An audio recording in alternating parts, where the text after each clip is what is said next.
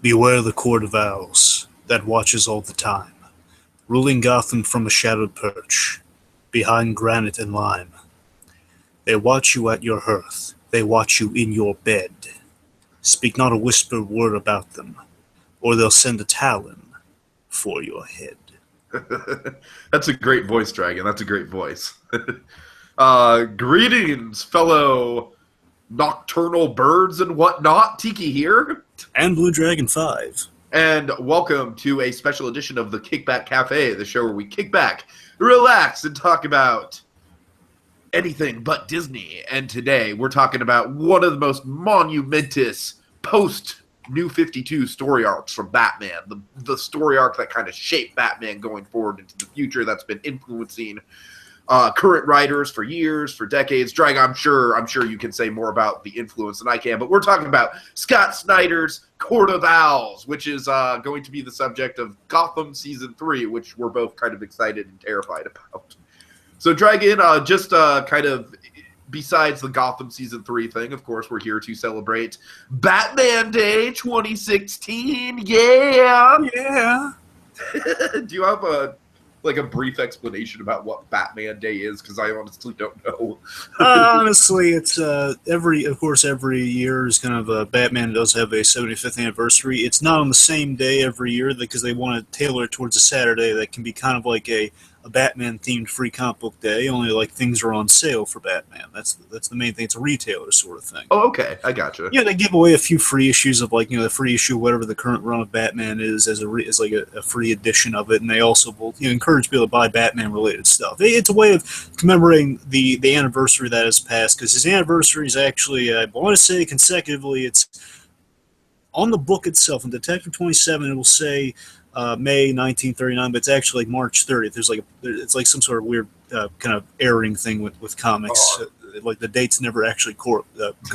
Right. The point is, the actual is March. I want to say it's March 30th, but they always celebrate some day in September, whichever is on a Saturday. All right. So before we dive into this monumentous comic book, Dragon, do you know what monumentous podcast our listeners should be diving into right now? Oh, I can't wager a guess. Why don't you tell the poor folks? Well, not right now, because they should be listening to us right now. But after this, they should go to the Movie Machine Podcast.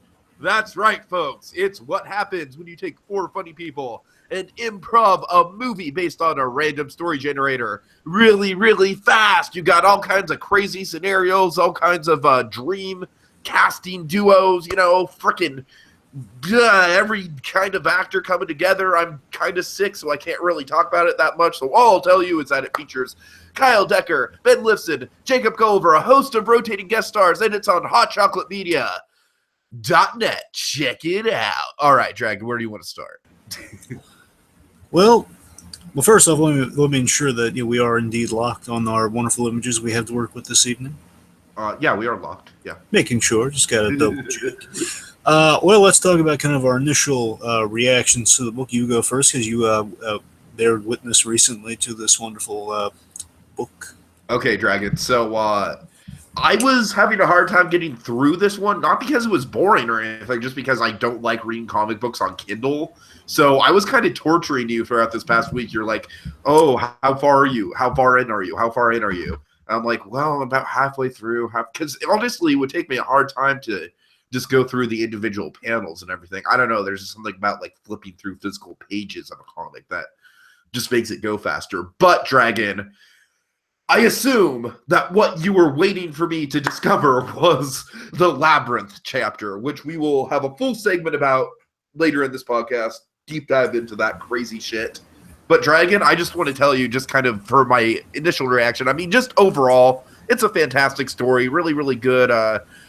Fantastic world building. So the best world building I've ever seen on Gotham. Obviously, that's probably one of the book's claims to fame. Very, very solid throughout. One of the best Batman books I've read. But Dragon, I just kind of want to, for my thesis statement, give this story about when I discovered the Labyrinth chapter.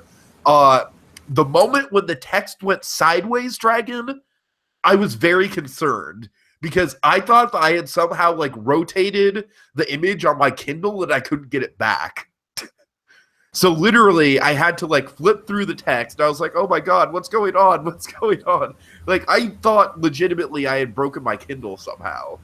And that is how much this book kind of like gets into your head with what they do with the text and the arrangement of the panels and stuff. Like Kind of an Andy Kaufman feat of some kind. I swear to God, Dragon, I was this close to messaging you and being like, "Hey, is the text supposed to be like this for this one?" And that's what I was anticipating when you got to that. This is, I figured you were reading it on your, not the physical copies. Okay, Right, I'm gonna have to explain it to him. No, yeah, it really did throw me off because, like I said, I just kind of like I got scared because I thought that I accidentally like rotated the Kindle somehow and I couldn't get it back, and I was like, no, I'm so into it, And it happens at like a physical, like a really pivotal point in the story too, So I just thought I just thought that's a fun story to kind of start things off on a high note. I thought you'd enjoy it. So, Dragon, with that in mind, let's go over the origins of the book. What do you got? This is completely all you. Sure. So, or I'm sorry, do you want to give your reaction to the book? well, yes, I would like to. Yes. Okay, I'm sorry. Also, I might want to turn. Sorry, never mind. I thought I heard myself. We're all good. Sorry. My reaction to the book. I don't have headphones in, so if that does become an issue, just let me know. Well, we might as well just do that now so we can be safe. Okay. Anyway, let's just say I have a really good story about my going into Court of Owls. I'm going to save it for the very end because it's a really nice little story I've been telling for years now. I'm going to save it for the very end when we get the final thoughts. Well, let me just say this much. New 52 is kind of a scary, uncertain time for many people. Of course. And, it's just getting to the story. I was just blown away by it. I was entranced. It was like every chapter was like it felt like you were reading like a whole novel in itself. Each issue for me, and I just still rereading. I was wondering how well it was going to hold up after being I've gone through the whole 5 year 6 if you count Snyder's kind of post before he was working with Greg Capullo on this. He basically did 4 more stories like this with Greg Capullo. Point is, after that, I was wondering how well the book kind of read in trade, and it still holds up tremendously well. Okay. Cool. Yeah. All right. So with that in mind, let's get into the origins of the book. So let me tell you. So again, Scott Snyder and Greg Capullo are one of my favorite teams on Batman ever. They really are. These guys, I've always equated them to. I've written various thank you letters. I've seen these guys over a period of years. I've always, I got to meet them. They're the nicest guys ever. And I tell you, it's just, and also Jonathan Glapion, the colorist, and he's also very good. But I tell you, meeting these two guys, they're like an O'Neill and Adams. They're like a Dini Tim. That's kind of, I equate them to kind of the big leagues. These guys changed the game for Batman. And basically, here's the origin kind of brought us to that. So here's how we got Court of Owls. Here's how these guys were kind of picked and found their way to kind of heading the new Batman book, going into like a new continuity for DC. So after the success there were these 2 books Scott Snyder was working on. One was called Gates of Gotham, which if you've seen Gotham Season 2, we have that flashback episode. I remember raving to you, Tiki. The whole, like, the old Gotham history and all that sort of stuff. Sure. And that's all stemming from Gates of Gotham, which Scott Snyder and the Nightwing writer Kyle Higgins, they worked on together. So it's kind of a co-written sort of thing. The two of them, Snyder brought a lot of the architecture and the old history sort of stuff. Kyle Higgins brought kind of through the Dick Grayson point of view. And importantly, at this time, Tiki, Dick Grayson was Batman at this time. Batman kind of had like a whole weird death and return thing going on. So while Dick Grayson was Batman, Snyder worked with that Batman. So again, he worked on that story. People liked it, so they gave him they basically gave him a back door into his own Batman book. He was working on. This is why Snyder always could also hold a special place in my heart. He's a big Commissioner Gordon fan. There's not much Commissioner Gordon in this book, but what there is like really amazing.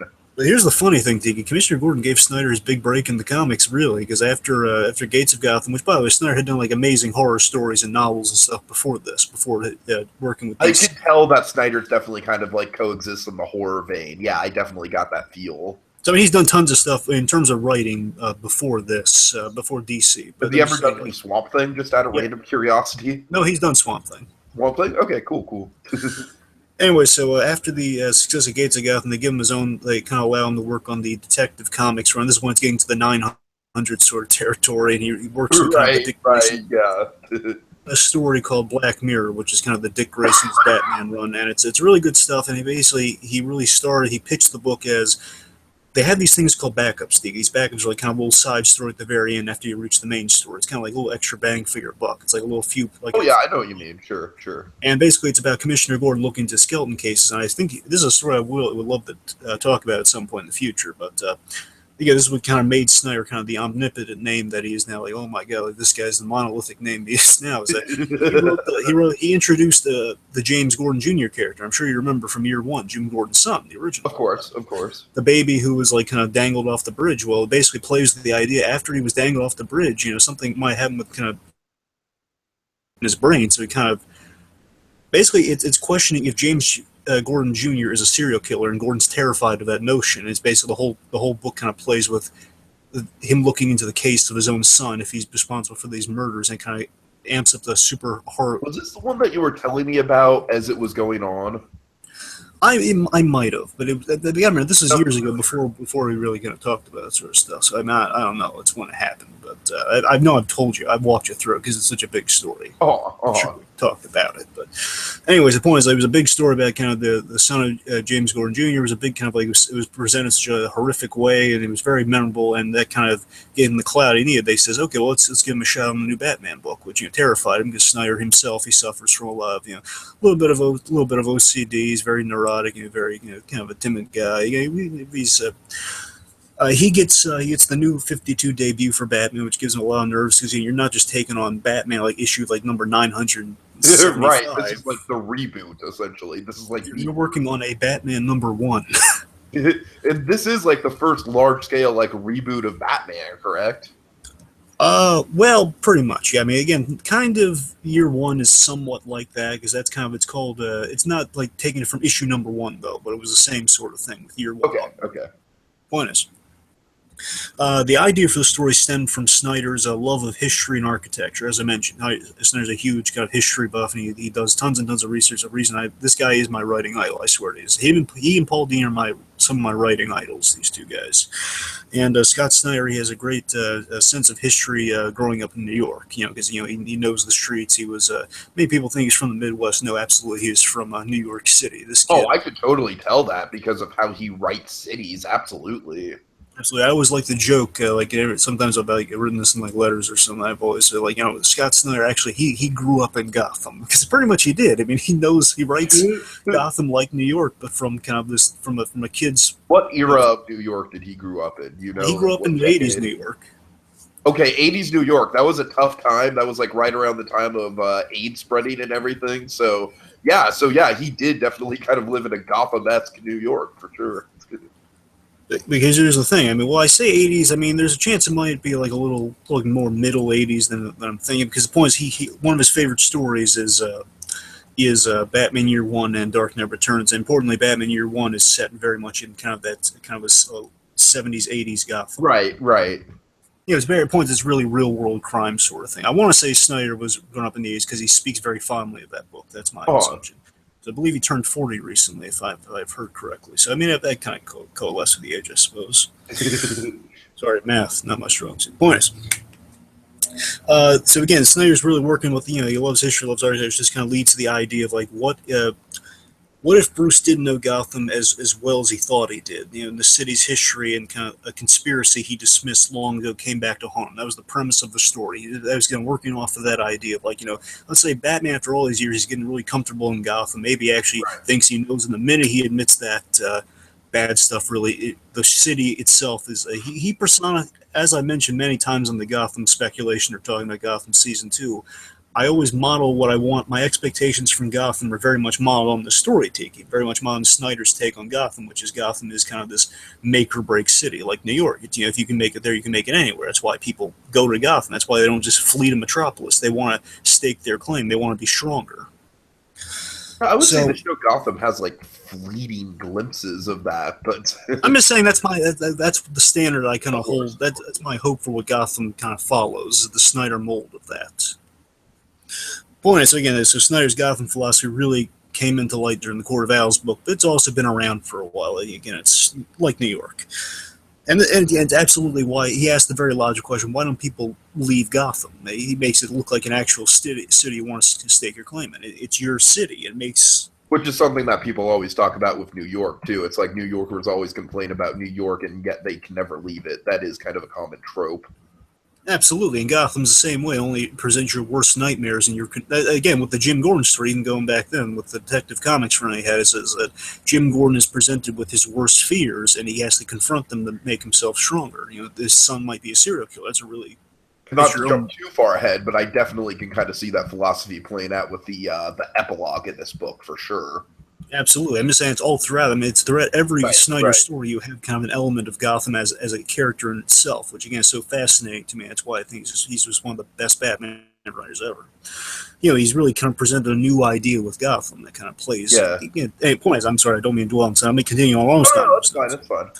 One is, so Snyder, he's on the book. He's got a lot of really good ideas. He's kind of forming kind of the notion of what the Court of Owls book is going to be. Then he is paired almost like in a buddy cop, style. He's paired with Greg Capullo. Greg Capullo, very famous for his Spawn art. He's a big artist on Spawn. Worked closely. Oh, okay, that makes sense. That makes a lot of sense. And again, he never did Batman before. He's only assuming he liked Batman. He drew him in his off time, but Spawn was his main character of choice. Okay, so correct me if I'm wrong. People were kind of worried about this, right? Like they were kind of freaked out that he might have like too large of a cape because Spawn is always known for having the big over the top sprawling capes and everything. Yeah, that was just kind of like people just jumping the gun of like thinking, oh wait, he draws all his characters the same, which no is not true. Oh, absolutely not. So, he's paired with Greg Capullo, and let's just say they got off to a really rocky start. I mentioned this during the Dark Knight thing of stories we like to see, because famously, and this touches me a great deal, oh my God, it's so awesome.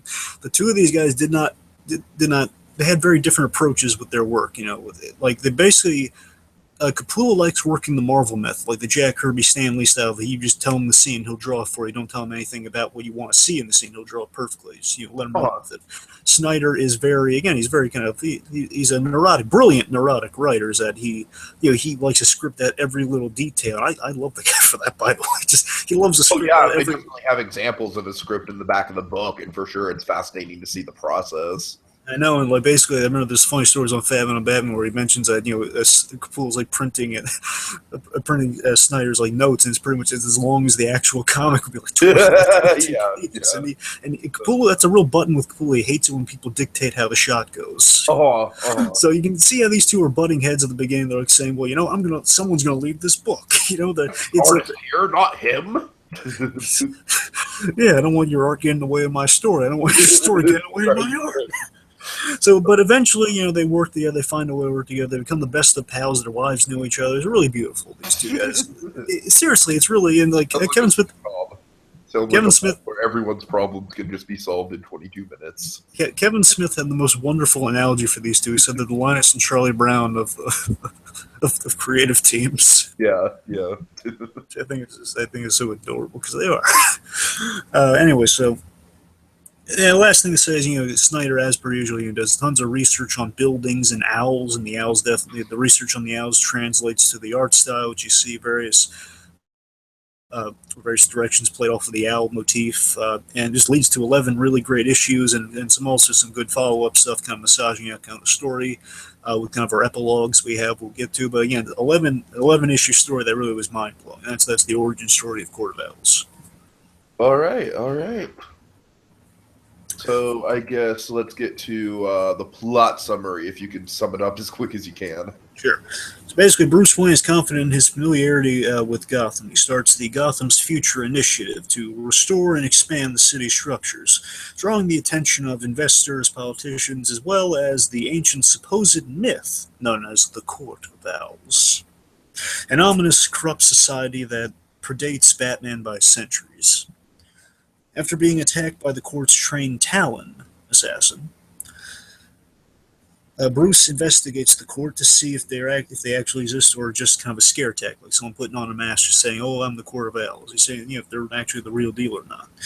Bruce finds out the organization he long believed to be an old legend proves its legitimacy in horrifyingly painful ways. Oh boy. Culminating in things like a citywide organized assault by Talons, like hundreds of Talons, a Batcave brawl, which is really cool, and a startling revelation for Bruce Wayne we'll talk about later, as he is faced with the notion he may not know Gotham as well as he thought he did. That's the story in a nutshell. Well done. While you're doing that, I was pulling up this image, which I think sums up kind of the Court of Owls as a concept, Dragon. Let's kind of break that down. Yes, I mean, oh my god, the Court of Owls is just such a great, brilliant concept. I mean, look at that mask right there. The owls, picking an owl out of all things for Batman to go up against. I mean, owls have this chilling quality we never really think of. You know, the owls that they just watch and judge you constantly. Right. You want to really read into what the Who is like. Who do you think you are? It's like constantly questioning. Oh, I love the way that he plays with Who throughout this story. Oh my god, that's a great motif. And when you think about it, again, that's the thing. Snyder, he looks for like the wonderful logic in all of it. It's like, it makes all the sense in the world. And the fact that owls would be a logical predator to a bat because owls are much larger. Yeah, I mean, just like a laundry list of motifs of why the owl is just the perfect thing for Batman to go up against. When you think about it, owls, they perch in your homes. I mean, they're usually large homes. You know, I blame Disney for this, Dragon. I blame Disney for giving us kind of like the innocent vision of the owl where it's like we should be more afraid of owls than we are. Because not all owls are like the adorable owl from Winnie the Pooh, where he's just like the wise old eccentric guy. I know, it's like they're more violent. Owls are fucking terrifying. I know, they're more violent with their prey, which is for the most part is bats. Right. Than people realize, and I think that's so great. And here, look, even that Tiki, that idea you just put out there, which is absolutely what I wanted you to bring up, by the way, is brought up in the story in a way because people just shrug it off as a nursery rhyme, like a cutesy little nursery rhyme. Sure. As like, oh yes, the Court of Owls, ha ha ha, oh you better be on your best behavior. The Court of Owls will send a talon for your head. I know you haven't seen this movie, but it kind of reminded me of the Babadook because the Babadook is all about a monster that comes from this like seemingly adorable children's book. And I tell you something else. It's just, again, I love all these, like, the Court of Owls. Like, there's so many things just about owls in general that coalesce, like they would be kind of a secret organization in a way. Because you think about it, owls, a lot of times they perch in homes, usually large homes, and who has large homes? The wealthy. And I love how they kind of coalesce the whole, the Athenian owl. Athenian owls, like kind of like the old, the Greek god, like, isn't it? Yeah, Athena. Athena's like, yeah. Yeah, Athena's the intelligent one who's just like a pet owl that's like super knowledgeable. And the point is, with that, it's the idea that on coins, Archimedes, and they actually pet owl, I believe. Certainly, also, yeah, Archimedes, it was Merlin's owl, right? Yeah, but I believe in the Disney movie. I could be wrong about this, but I believe in the Disney movie it was named after Athena's owl. Okay. I could be wrong about that. Regardless, I mean, they played this idea in the story. Again, attention to the research on Snyder there, the Athenian. I was like, you remember famously, like, when people die, you give them like little coins for passage because they go into Hades. You pay the little the bridge toll essentially on the Grim Reaper giving you the ride down there. And again, it's the owl represents intelligence, wealth, and of course, it actually serves a story purpose. We find later on. I mean, it's such a cool visual idea as you're seeing in this photo right here, folks. It's a cool visual idea that. The court could be anyone. Anyone could be under that mask, and it goes back centuries. It's just this thing's been around way longer than you ever would have thought. And not only that, it's the fact that it could be any high society guy. It could be anyone like trying to get into high society. You don't know. It could be your neighbor. It could be your mayor. It could be a police commissioner. You have no idea. Right. And Dragon, just absolutely one of the best parts of this whole idea is how the rug is completely pulled out from under Batman in the first half of the story. Absolutely, again, grand fashion. Absolutely, again, like the minute he thinks he has things under control, like, hey, Gotham's pretty good. I'm gonna try to fix Gotham. You know what? Nope. He's basically kind of like Dark Knight Harvey Dent at the beginning of the story. Kind of. In a way. And what's so great? This hit upon me rereading it for like the umpteenth time. But it has this really clever origin. It's kind of the unbeknownst to me. There's this clever origin for Gotham's corruption. Is that the Court of Owls is the reason Gotham is such a corrupt city when you think about it. Sure. Think about it. It's all about Gotham. Year one is like all about the police corruption. We've seen that in the show Gotham as well. But I'm talking about like just in general, like in Gotham such a place wrought with corruption. They had to start somewhere. So, I mean, in the ancient days, the Court of Owls is manipulating things through murder and intimidation, especially as it's through the Jarvis Pennyworth story later on. But just the they're intimidating their way into getting what they want to do, what they think makes the city better, which is one of the best ideas of the Court of Owls. It's because it's this perverted idea for the court is that it's the idea they care about Gotham more than Batman in a way. It's like they care about Gotham in a very skewed high society way. Like they're they're getting rid of the undesirables. They're shaping events for their way. They're trying as Bruce Wayne is trying to improve Gotham in a very very legitimate, very like we're all rooting for Bruce in that capacity, but they're also trying to do the exact same thing, but they're doing it in a much darker way. Like no, we're not going to allow someone to change things. We influence the change, and we like kind of the gaping corrupt hole right now because the people we need to ascend the power ascending the power. Yeah. And not to get too far into it, but I can't wait to see how that plays out within the context of Gotham. Dragon, you're absolutely right. Once I've read this book, I'm like, okay, I'm still super skeptical about Gotham Season 3, but if they do it right, they've got something here. They've got a good source. The question is if they can pull it off. And I tell you, with the towns, I'll talk a little bit about the towns here, because again, the towns are servants to the court, of course. The towns are freaking awesome, just right off the bat, let's say that. Secondly, the towns, what's so great, they kind of represent they're like the ultimate Grim Reapers of Gotham. It's like they say, this person dies in 24 hours. An image. Oops. They're going to die in 24 hours, Right. Yeah, it's almost like a horror movie motif in a way. Yeah, and I love the idea of the towns as kind of like healing Winter Soldiers, pretty much. They are.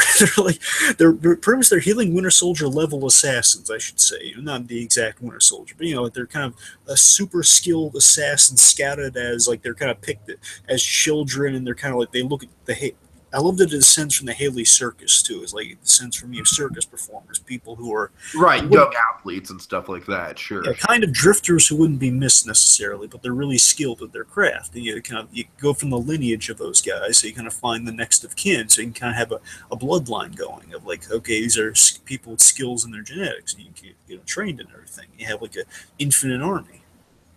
One of the major things I kind of read into with the Talons was their healing factor in a weird way actually kind of gave Bruce an advantage because he didn't have to worry about killing them. Oh, yeah.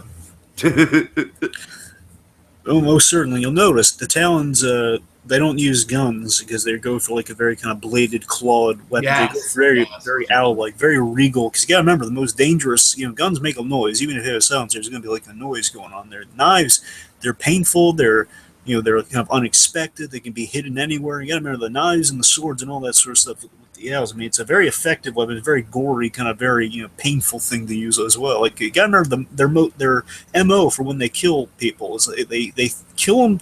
They stab them to death with throwing knives. And you got to remember, throwing knife deaths do not happen often. Right. Throwing knife deaths, I mean, that's like, that's torture. I mean, we see literally come one of their victims at the beginning of the story. That guy is like, he's been tortured. He's like 50 throwing knives in his body. Yeah. He's literally just being used as a dartboard, essentially. Yeah. It's pretty much the running gag. Like, oh, here's Mr. Dartboard here. Usually guys at dartboard. You got to remember, like, people will throw off, like, oh, I got into a knife fight with who? With the guy using throwing knives. You got to be real stupid to stand around like it. But no, the Court of Owls, they will chase you down. You will be unable to escape them throwing. And this story definitely gives a good idea of kind of the paranoia that exists within that. Yes, I mean, people develop fears of owls. Like you look at Alan Wayne in the past. Dude, I've developed a fear of owls after reading this thing. You're feeling less bad for that one owl, that young Bruce Wayne. He was kind of impales with an arrow. You feel less bad for that owl. Right. Well, it's kind of funny. Kevin Smith, he actually did battle with an owl once. Oh, no, did he? Oh, God. It's so funny, and people did fan art of this, by the way. It's pretty funny. That his dog, Shecky, he's tiny, he's basically smaller than actual Dachshund. Uh-huh. Was out one day, and you gotta remember, like there was an owl in the early wee hours of the mornings next to a pool. There's like a half-deflated pool toy. The owl is coming down, and it's about to make off with the dog. And Kevin Smith, he heroically, not that the dog will ever notice because the dog was looking away at the time, Kevin Smith grabbed the half-deflated pool toy, and he knocked the crap out of the owl. Okay, It's hold like on. I gotta screen share this really quick. And actually, I do remember. I do remember this story, but I'm gonna screen share really quick because I have it pulled up. There you go. I mean, that's one piece of fan art. I'm sure that's not the best piece of fan art that exists out there, but yeah, he was like he had a reputation as the owl puncher for a while. Oh god, That's a rough dramatization of the events, folks. I But love that's if I'm reading into this fan art that I don't know. I could be completely off base with this, but the face of the owl vaguely looks like the vulture. well, I was thinking Bruce Willis, but Oh, Bruce, you're probably right. You're probably right. Yeah, I think you're dead on with that. All right. Anyways, so, folks, back to the. well, that's a rough kind of courtroom dramatization of the events. Of course. But the point is, I don't mean to do all the talking. What do you think about the court? Well, I think I pretty much said my piece about it. Like I said, I really love the mythology behind it, and I think we can kind of talk more about the mythology and the world building and stuff when we get to Snyder's writing. Well, there's like two things I want to make sure I get away with the court too. It's like I love there's the idea there's always more out there. Like the end, even though kind of Batman kind of the court seems to be pacified by the end of the story. No, there's still more out there. I mean, there's a very striking image that I want to try and find. It's where well, there are many striking images in this. Oh yeah, of course. But folks, excuse me if I'm kind of flipping around a little bit, but I love. You know what? I think it's actually at the end of the last book, so I apologize, Dragon. But anyway, I don't think I'll pull it up, but I do love the moment where all the owls just descend from the tower. Oh yeah, that's the last one of book one. Yeah, that's. It is? Okay, well, let me see if I can get to it really quick then. Yeah, well, again, I love that Snyder. The best thing that the owls and the talons as well personify Snyder. Basically, it's Snyder personification of kind of Batman facing off against Gotham's secrets. That's literally what it is. You know, there they are. Now go and take Gotham City. I mean, just how striking is that, man? Again, the thing I love about this book, and we'll get into it with the art, but it's oh my god. Okay, well, I don't know. I don't. Let's transition to the arts again. All I'm saying is like it's like a great visual personification of kind of Batman facing off against Gotham's secrets, which that's what you get when he's fighting these owls. It's, of course, Gotham's deepest secrets. So it's interesting, Dragon. I do have a theory about the art, which I'm almost sure that you're gonna just shoot down. I like, to me, the way I read the art was, in some of the instances, it looks a lot like classic DC comics, like kind of golden age DC. And then when the psychology like ramps up, we get shit like shit like this, like just really, really. So to me, I kind of viewed the art like some of it is very, very classic style, like with the outlines and whatnot. And then other parts of it are just very bold, very expressive, just very gothic. Is there anything to that, Dragon? Just the mix of kind of like the more classic style and the more kind of like out there style? Well, yes and no. Yes, and then later on, Capullo definitely plays with the iconic Batman imagery, especially in a book called Zero. Well, actually, it's both Death of the Family and Zero Year play most with kind of the classic Batman images that kind of adds that gothic flair to on both of them. So, I mean, you're not off in that. It's kind of Capullo has an evolving style, so it might even started here very subtly, and then it becomes a little more obvious later on. So you might be on something there. My biggest example I can point to is, while Batman is in the labyrinth, it's all very much in this style, very exaggerated, lots of heavy shadows and whatnot. And then when we cut back to the brief stuff we get within that issue of Gordon and Dick with the bat symbol, it's very much kind of much more streamlined, kind of classic DC style. Yeah, well, let me speak to that. I really want to speak to the whole I can say, I think is what I think you're hitting upon, Tiki. It's very much how I see the art. Is that, first of all, again, the Capullo's art, I mean, it has such an appealing style to it. If I could only pick one artist to write the rest of the Batman books, I would pick Capullo, like in a moment's notice. Like if I could just like pick one artist to draw all the Batman books until the day it's all over, I'm gonna pick Capullo. Anyway, so. his art is strikes me as very reminiscent to the Batman animated series style, but distinctly Capullo at the same time. Is that it basically, again, it's the animated series with kind of some Spawn-esque detail to it. Is that Capullo's style is that, again, as I mentioned, it's constantly evolving. He's constantly improving per arc. Like, again, more so in like the next book, it evolves issue to issue going forward from this, I would say. But again, every issue is kind of improving. He's getting better and better every issue. Okay. And again, that's what I'm saying, is improving upon like a Mona Lisa. It keeps getting even better than the great things that we've had before. And what he does is he applies real world logic to the design. I mean, Capullo lived, as I like to say, Snyder grew up in Gotham. Capullo, he lived the Batman experience, though. Capullo, I mean, he's been around like kind of muscle bound guys. He's been in the rough part. He's got into a bunch of fights. The point is, Capullo, he's lived he's had kind of a rough and tumble life, and because of that, he knows those real world details. Like he is important. Like he knows. When he draws Batman, again, it's kind of like a familiar kind of animated series sort of looking Batman with the streamlinedness of it, or like with the little subtle details. Do you ever look at them? Just look at any one picture, any one pose. It's like, okay, well, let's kind of take this for example. What I meant by the classic style is mostly, honestly, in the lettering, like how the lettering is very bold, very simple, and then also the backgrounds are not as elaborate. But then I think what you're kind of trying to get at, Dragon, is just the real kind of details on Gordon's face, the wrinkles on his eyebrow, the 5 o'clock shadow on his chin.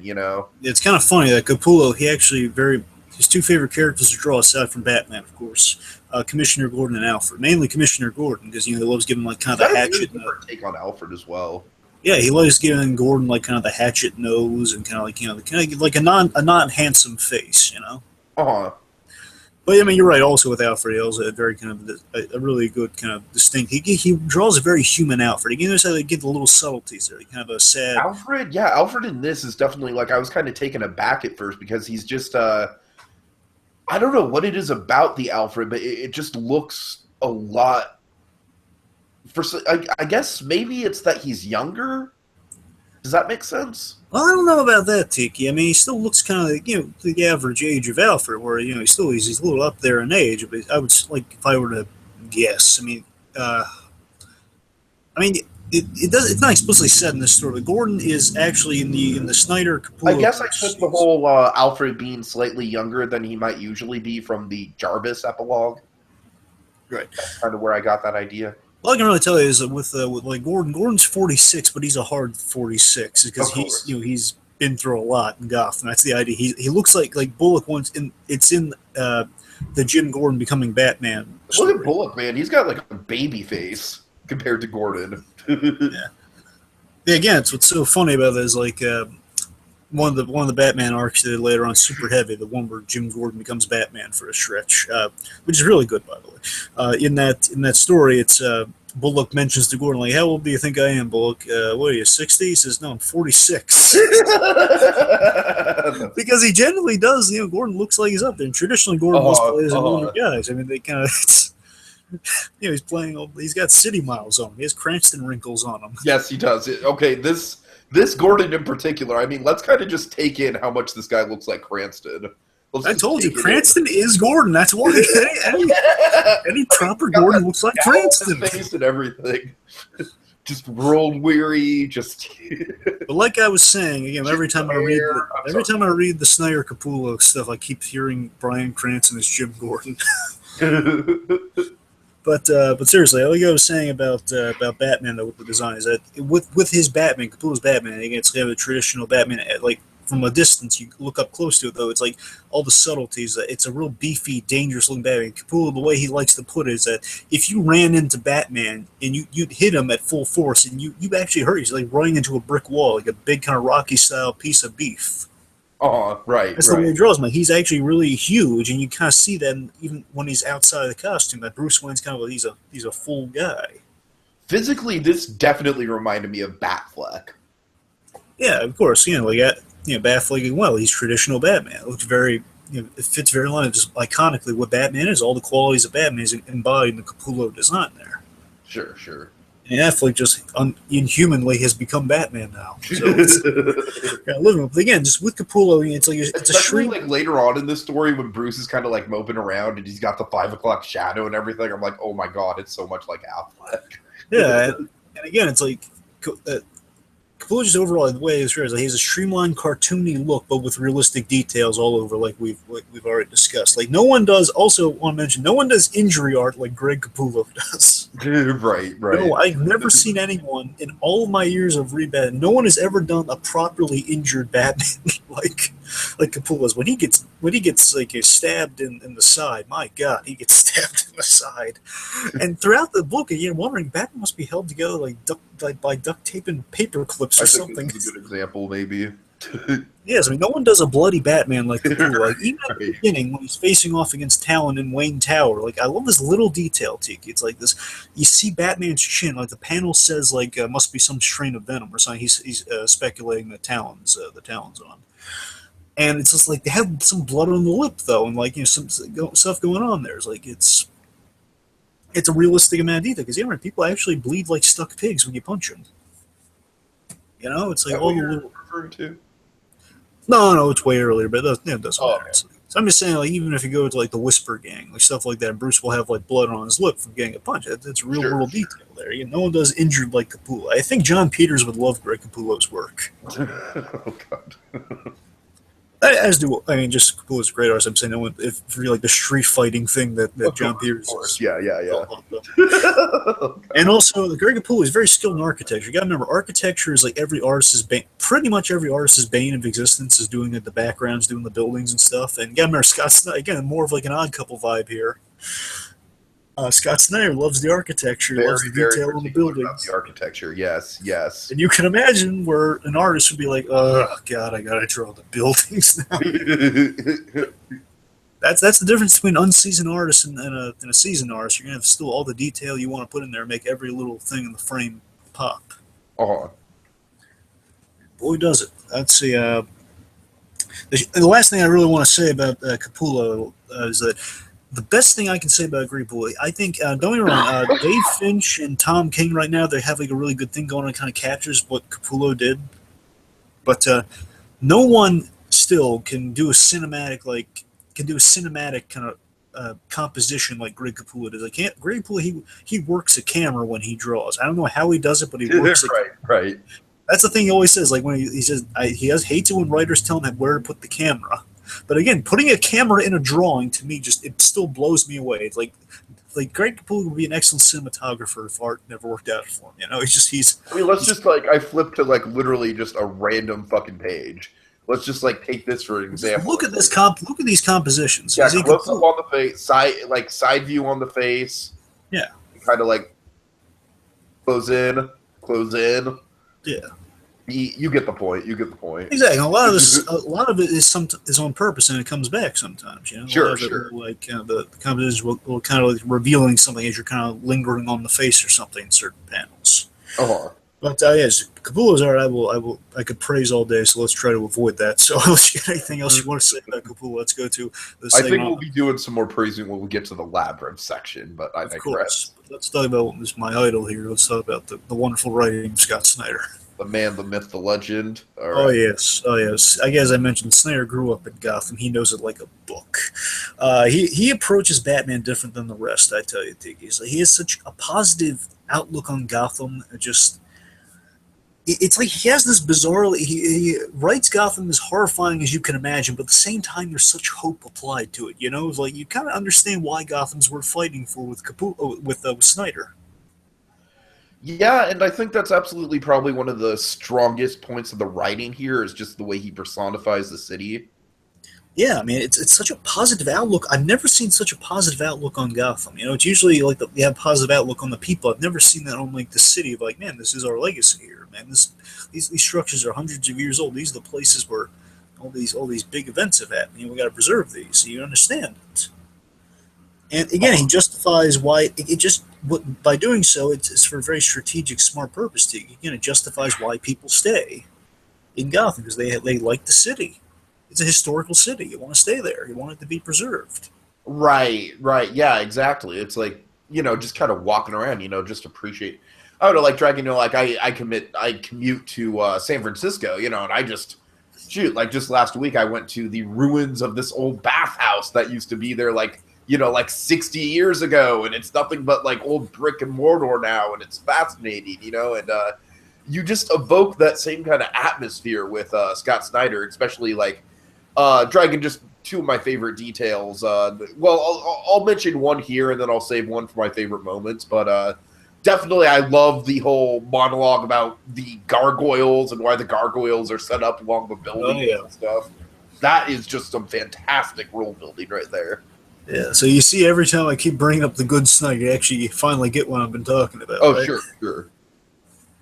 Yeah, just finally, to be right. And then just in terms of the plot and the way he characterizes and stuff like that, I was very impressed with that as well. Dragon, I think by far one of the biggest strengths of this book is that it keeps its cast of characters limited. Yeah, because really, I mean, don't get me wrong, you see a bunch of, like some cameos of Batman characters. Of course, but that's a pet peeve of mine. That's a pet peeve of mine when it comes to Batman, is someone who hasn't read all of Batman, is that it seems like a lot of Batman stuff, they'll just kind of like throw villains in there just because, like, oh, here's Mr. Freeze. We all like Mr. Freeze, right? And granted, Mr. Freeze does get his own kind of side story in this, but it's not attached to the main story. But you get my point, you know what I mean? It's like, we have like a brief Joker cameo at the very beginning, and it doesn't even turn out to be Joker, and then Joker isn't even involved in the story at all. What's so great about it to be. Yeah, you're right, and I'll tell you, I think it's for a very good reason, because, believe me, when you meet Snyder's actual Joker, it's the most horrific thing you've ever seen. Seriously, it is probably one of the most scary takes on the Joker you've ever seen. But you know what I mean, though, right? You get what I'm saying. I do. I mean, again, these are cameos that aren't just like just for the heck of it. You're right. I mean, again, it's like cameos that would make sense. Like, again, every cameo here just feels natural. It feels like a part of the story. It's not just like, hey, let's fucking go to the Iceberg Lounge to visit Penguin because of some vague like lead we have on something. I don't know. You know what I mean? Yeah, I mean, like if you look in the Arkham scene, you'll see like there's James Gordon Jr. is in the cell. It's like a little hint of like, a little sure. The other one there. And points again, like it's Arkham. There's an Arkham breakout happening. So what are you gonna have? You're gonna have Arkham inmates in there. I love they're not in their fully kind of finished costumes. They're in kind of their Arkham kind of their makeshift costumes, the kind of things that make them feel comfortable. Like Professor Pig's got like this sort of this sort of pache pillowcase sort of thing on. But at the end of the day, and we'll break this down more with characters. It's just like it is very, very focused on Bruce Wayne. It's like there's no arbitrary, just it's not like it's very much focused on the family element of it. Yeah. Especially, I tell you, if we ever get the death of the family, that one's also it's a very family oriented one too. I mean, it looks at Batman more as the patriarch of the Bat family. It's more of a I can't really spoil anything. That one's only 5 issues. It's just one of those 5 of the most bone chilling issues you've ever read.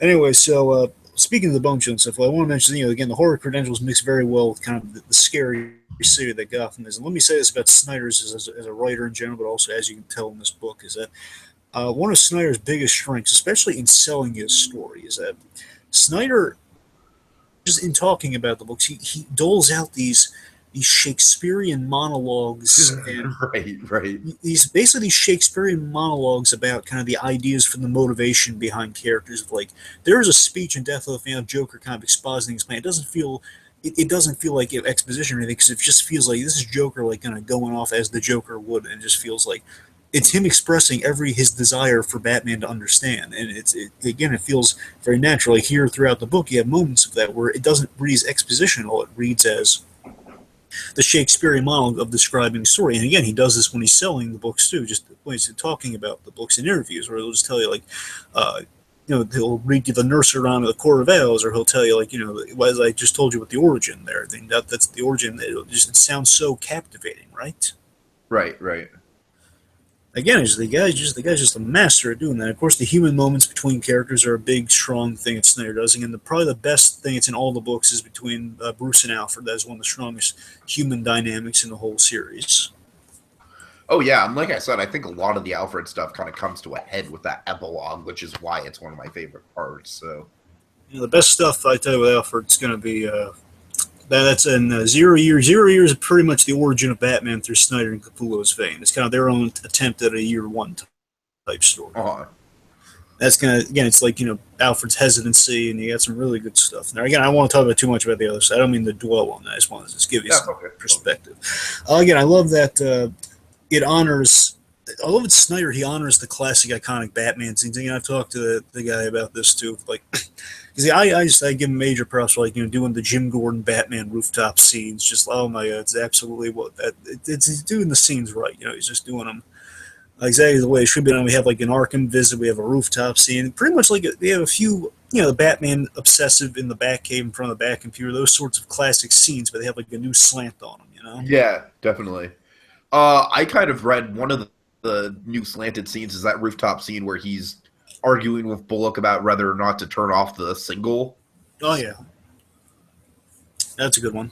Yeah, that I thought was probably the best Gordon moment. Just the whole like leave the light stays on, Harvey. That's a good one. I love how the chapters, and reading the book initially, this always stood out to me. I'll admit this isn't a con or anything. I just want to say it is kind of a difference, though, in comparing all the books. Is that the chapters are basically issues. What I mean when I say chapters, I mean issues. But I'm just reading as collected as we all are kind of here. But the chapters individually are very enthralling, and I think they all stand up on their own individually. However, I think the other stories, the other arcs. I think those read a little better collected than this. I will say that much because this series does have, again, it was their first one, so I'll cut them some slack easily on this, but it's the fact that Batman does kind of recap the whole Court of Owls thing for a few times.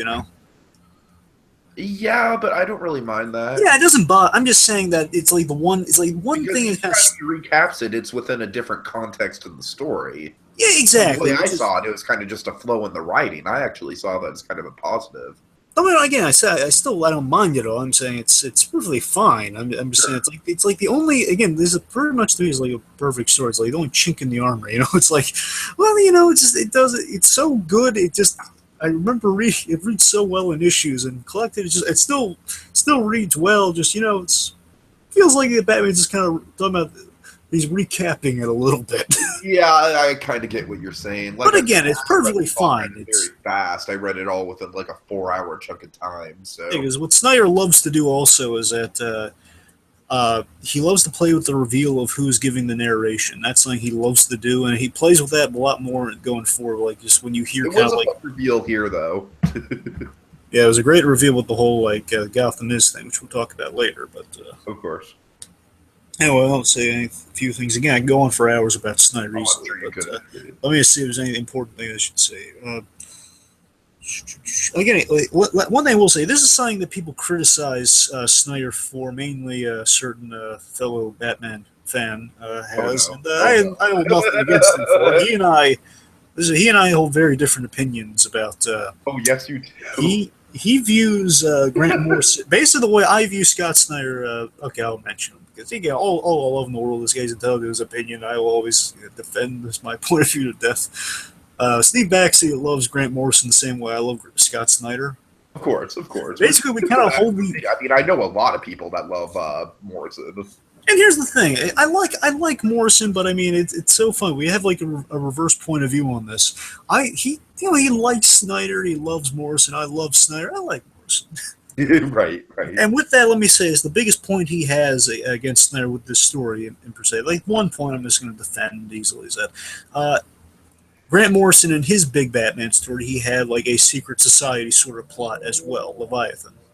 I would argue Snyder did it better because Snyder, again, importantly. What about like we kind of already addressed with the whole all the different analogies, the owl being the predator to the bat and everything. And what my point boils down to is all of that. It makes this secret society plot. Again, don't get me wrong, we've seen many different secret societies, but like the League of Assassins, for example. Again, we've seen secret societies and all sorts of stuff before, so I mean, just doing it again, it's not like a deal breaker. And importantly, this one of all of them is really distinct. Again, the owl motif is so powerful, it's so memorable. Oh, absolutely.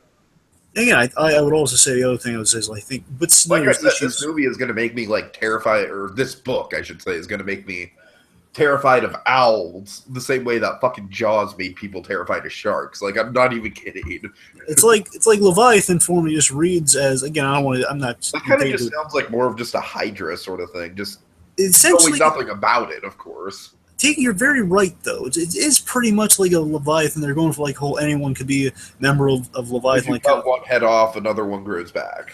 Essentially, it's the same thing. Only like I'm sorry. That is what a Hydra is. I'm sorry. Yeah, Hydra is cut off one head over. I'm just saying it's pretty much the same. It's like it's a secret of someone says "Hail Leviathan" or something along the lines of that.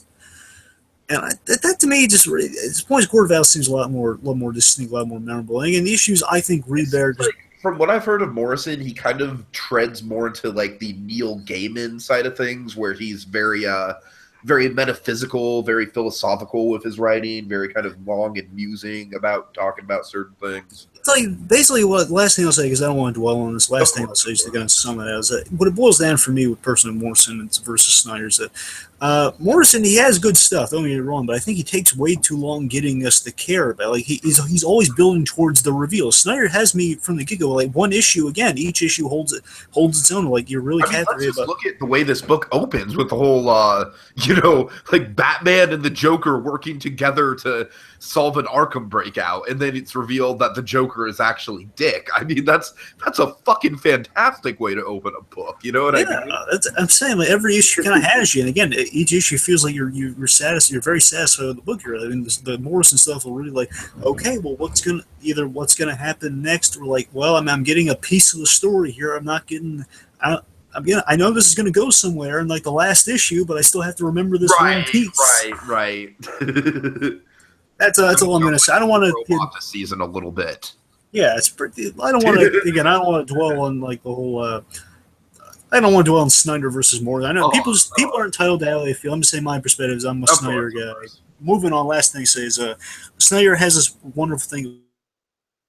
Levity into the darkest stories, because there are a lot of fun moments in this story too. I mean, it's a really dark story, but especially going forward, like he'll find moments of levity or comedy, like when they're all getting ready to go for like Bruce Wayne's kind of a press conference to the rich folks. Like his son Damian Wayne's gonna say like, well, why is he using the facial recognition? Remember who you are, Drake.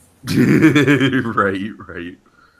Like little moments of levity of like, okay, like Batman with that little just in that Arkham moment, and this just shows you this is a Snyder who does a Batman different than you've seen before. Batman actually gives the famous bat smirk, just showing Batman's really comfortable with who he is at this point. He knows, okay, it's an Arkham break, I deal with this every day. Smirk. And oddly enough, the way that this Batman is written, I could actually see the same scenario with the Joker kind of playing out. Because it does make sense, like with the Joker, because the Joker always does kind of want to play ball with Batman to a certain extent. So yes, but believe me, yes, Snyder Joker, right. I understand. You have no. Basically, imagine I don't understand. Yeah, believe me, that's this. You're right. Joker would defend Batman for himself, but it would not play out that. Okay. Anyway, sorry. Let's not dwell on the story we're not talking about. Now I'm very curious. I am very curious about. It's 5 issues. I suggest you read it, Tiki. Just again, that's only like the half of like that's the story where Joker's in love with Batman. There's a story that's even more horrifying where Joker hates Batman. Oh God. Okay. Don't worry. There's 5 issues where he loves Batman. There's 6 issues. Slowly but surely sending me down the rabbit hole with this. Mission accomplished. And there's 6 issues where he hates Batman, and that's like, oh God, it's like Batman spurns his affections, and then Joker comes back for. He's not joking when he comes back, and it's the most scary thing you've ever seen. All right. Anyway, so. Characters. Let's talk about some characters here. We're focusing on our good guys here. We'll talk our bad guys. We kind of talked about the court. And we'll talk about any reveals and stuff a little bit later on. Let's talk about kind of our core guys here. Again, very limited story in terms of the very very small main cast. Which again I think is very much a positive with this story. Certainly. So let's talk about the main guy. So let's talk about Bruce Wayne. Well, Batman, same guy. Ignore me as I try and get a good picture, but. So Batman again, as I mentioned, that first image, it's Batman. He's overconfident in his understanding of Gotham at this point. He thinks he has a handle on crime. Again, an Arkham breakout starting, and again, first image of the book is that little smirk. Is that little? I'm sorry, not the first. There, right there. Go back one. Sorry. See right there, little. Put the mouse over it, would you? There you go. That's the one. Okay. See, that's that little smirk. Is like, oh, there's no place like him. Batman's very comfortable, and God, you've never seen a Batman like this. You know, it's like Which very much like just kind of this very much plays into the whole idea of like, yeah, Batman is way too comfortable with this whole thing. which is going to spell disaster. Like, again, you're so enamored. Like, okay, well, we're basically it's a way of Snyder cleverly. We're easing into familiar Batman shoes. Batman, he's stopping an Arkham breakout. Okay, we have Joker. Okay, and that's reveal. Okay, that's clever. So right off, that's kind of our James Bondian opening. Right. And the city basically through Batman's arc here, the city takes him down the minute he thinks he knows this. Says, okay, I'm gonna help Gotham. I'm gonna finally, crime's on a manageable level. I'm gonna go back on the Bruce Wayne side of things. Hey, let's build new buildings. Let's preserve the old stuff. Let's guys, help me invest in Gotham. It's like the future of Gotham is safe. Literally, hey, I'm saying Gotham is gonna be okay under my tutelage. And city takes him down the million. So you understand now in that Gotham video why every time I kept pointing out the city is a character, Tiki. Sure. Like, not only is the legend true at the Court of Owls, it's more than he ever expected from it too. Because he looked into it as a kid about the mystery of like if the Court of Owls was responsible for his parents. It was in some way behind his parents' death, which as a kid was his first mission, was his first case. Really. Right. As you would expect, Bruce Wayne, the first case would be, solving the parents' murder, which we see in Gotham. Yeah. And again, like, in a way, like, continue basically after the labyrinth scene. It's like him pursuing this mystery and coming back from it. Like, the labyrinth scene might as well have broken Batman. You can see that pretty much breaks him for. Oh, that was very much the second coming of like the Bane backbreak for me. Yeah, mentally taking Batman to. It was the mental backbreak.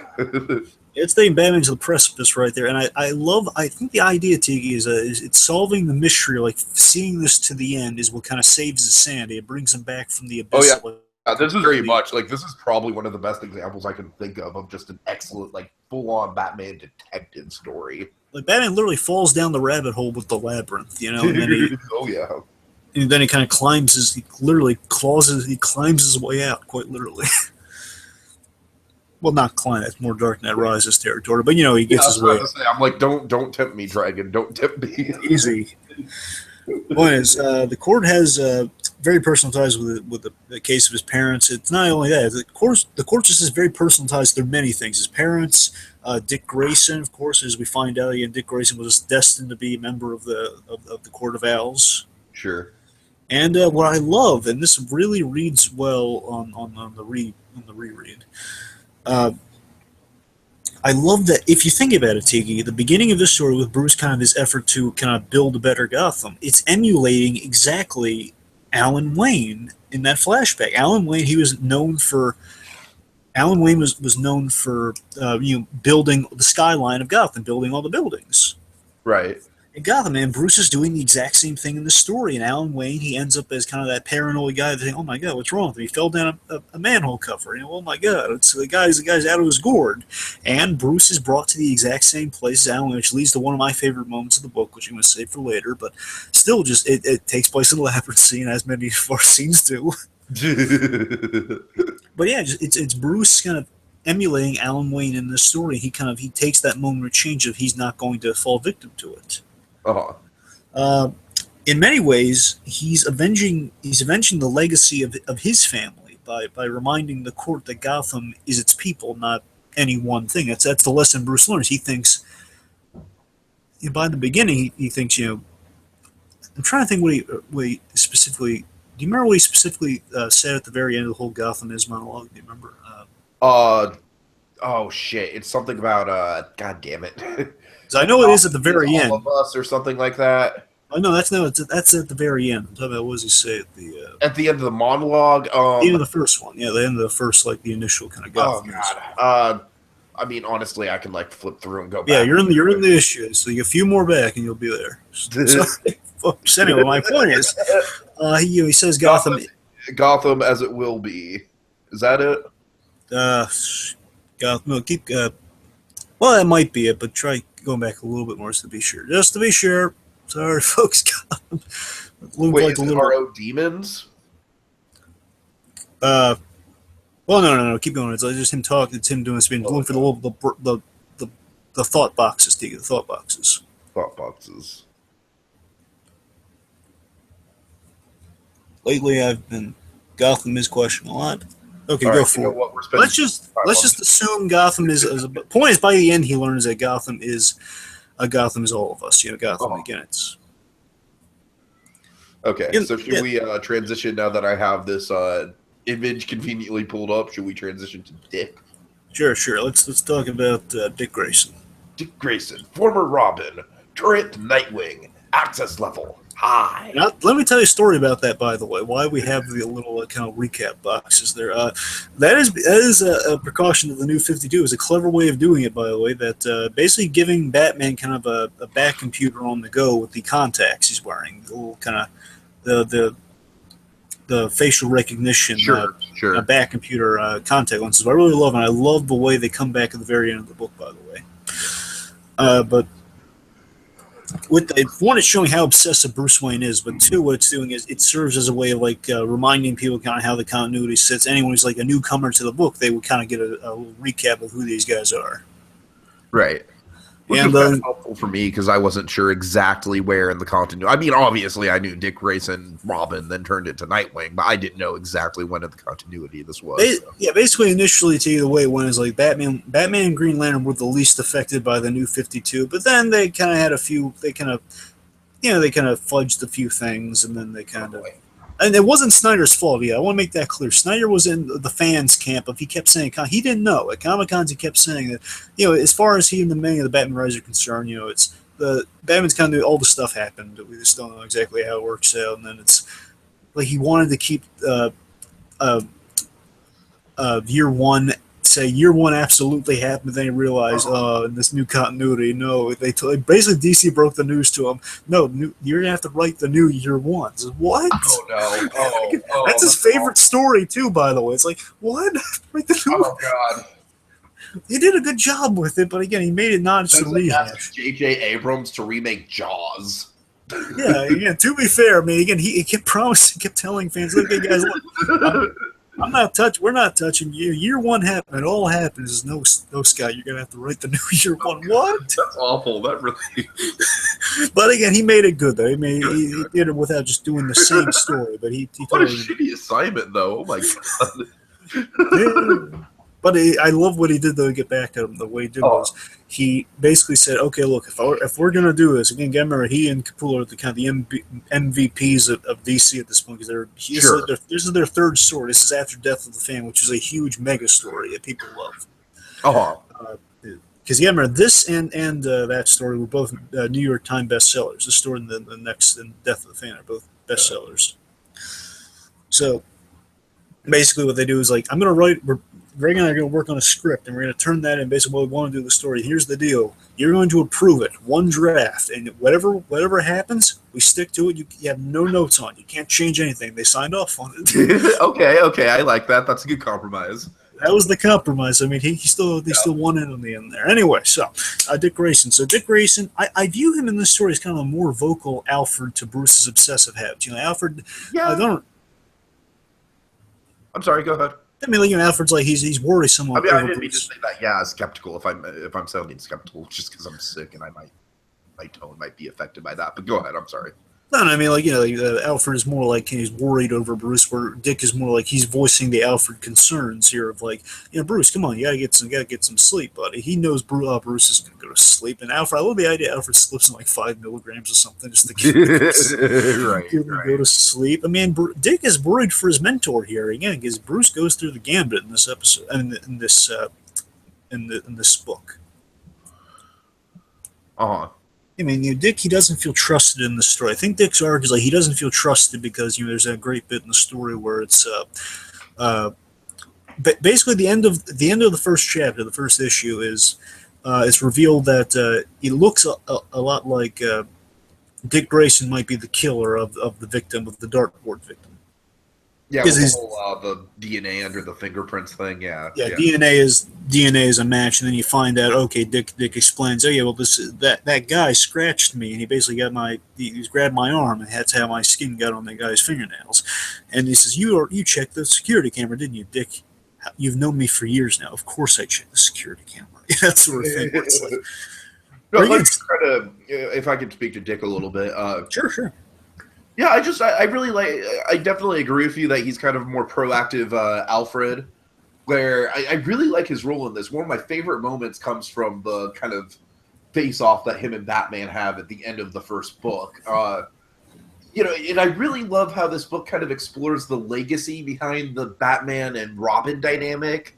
And, of course, we have that really paid off at the end very beautifully with the sentiment that Bruce expresses to Dick. That is really a heartwarming moment. Absolutely. No, I honestly thought Robin was, or I'm sorry, I don't like calling him Dick, all right? Can I call him Nightwing? Yeah, call him Nightwing, fine. Okay, I'm sorry, just saying Dick all the time, it's making me uncomfortable. But Nightwing, actually definitely probably one of my favorite characters in the book. I mean, of course it's a small cast, but I should say he's one of my favorite character arcs because it definitely, like you said, he kind of runs the gambit. There's a lot of the reveals in the book either tie directly to him or kind of like affect him in some way. Yeah, I mean, he deals with the revelation that he was destined for the Court of Owls as an assassin, and he lives down this. He's living down a darker legacy here. Mm-hmm. So that's my piece on him. I love that doesn't affect him though, because he knows who he is, because Bruce brought him up right. Of course, Nightwing isn't affected by that sort of thing. Right. I love that by the end, Dick and Bruce they have this really strong. They have a stronger bond by the end of the book. They acknowledge how in that wonderful moment. At the end, that's not. I'm sorry. That's the resolution isn't one of your moments, right? No, it's not. Go ahead. Anyway, it's such a wonderful moment at the end. Just the culmination of their arc is they go through some really trying times. You quote the great Hugo Strange, "trying times." Nice. But by the end, after they've been through their ordeals, they both have had really shocking revelations about themselves. By the end, they both are in very much the same boat. It's just of course. Dick's a little more on the surface. Bruce he's been in the thick of it, and at the end they kind of acknowledge how. Bruce has one moment where he's in the wheelchair and he acknowledges how Dick makes him better. That he always he brightens him up. He kind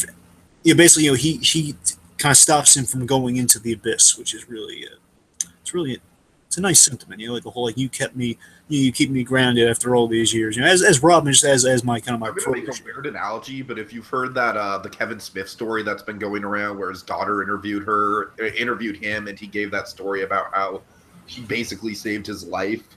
It's kind of funny because Kevin Smith loves this scene from the book. Okay, well there you go. You know what I'm talking about, right? Yeah, I know what you're talking about. Yeah. It kind of reminds me of that sentiment a little bit. I mean, obviously, it's a completely different circumstance, but I don't know. Love is love. What can I say? Yeah, it's basically Bruce saying, even though I don't say it all that often, I mean, I have all the faith in the world in you. You know that, right? Essentially, it's kind of what it is. Like, I raised you right. If believe me, if I didn't find you, I know you would have found me, and you would have, you would have saved me from going to that abyss every night. And I appreciate it. So it's such a heartwarming. They have the whole funny thing about Kevin Smith loves that scene, and then he got to experience that scene in a weird version of his own life. Yeah. Well, again, also the owl thing. Let's not forget that. Well, I think that's a little bit more just kind of funny and coincidental. Well, he got to literally punch an owl. Yeah. How often do you get to do that? Okay. Unless you use like the Harley Quinn bat and you just say batter up. Oh no! Okay. Take me out to the owl game. Anyway, so Alfred, we see Alfred sees Batman at his worst, and one of my favorite moments is when he just sees Batman at his absolute worst in this book. But he sees Batman go through a whole lot in this story, and he's very loyal throughout, as you would expect with Alfred. He also provides good exposition on the Wayne family and kind of like the Court of Owls in relation to Alan Wayne, how he became very paranoid and afraid of owls towards the end of his life. Again, Oh, it's exposition with heart. That's what Snyder can really do. He makes the exposition really natural in the story. It's one of the great things about his writing. And to me, I don't even like. I mean, yeah, you're right. It technically does serve as ex exposition. I'm sorry. It technically does serve that way, but to me, it's just kind of like it feels so much like natural conversation. You know, it feels so much like it's just kind of building on what these people are going through just in the moment.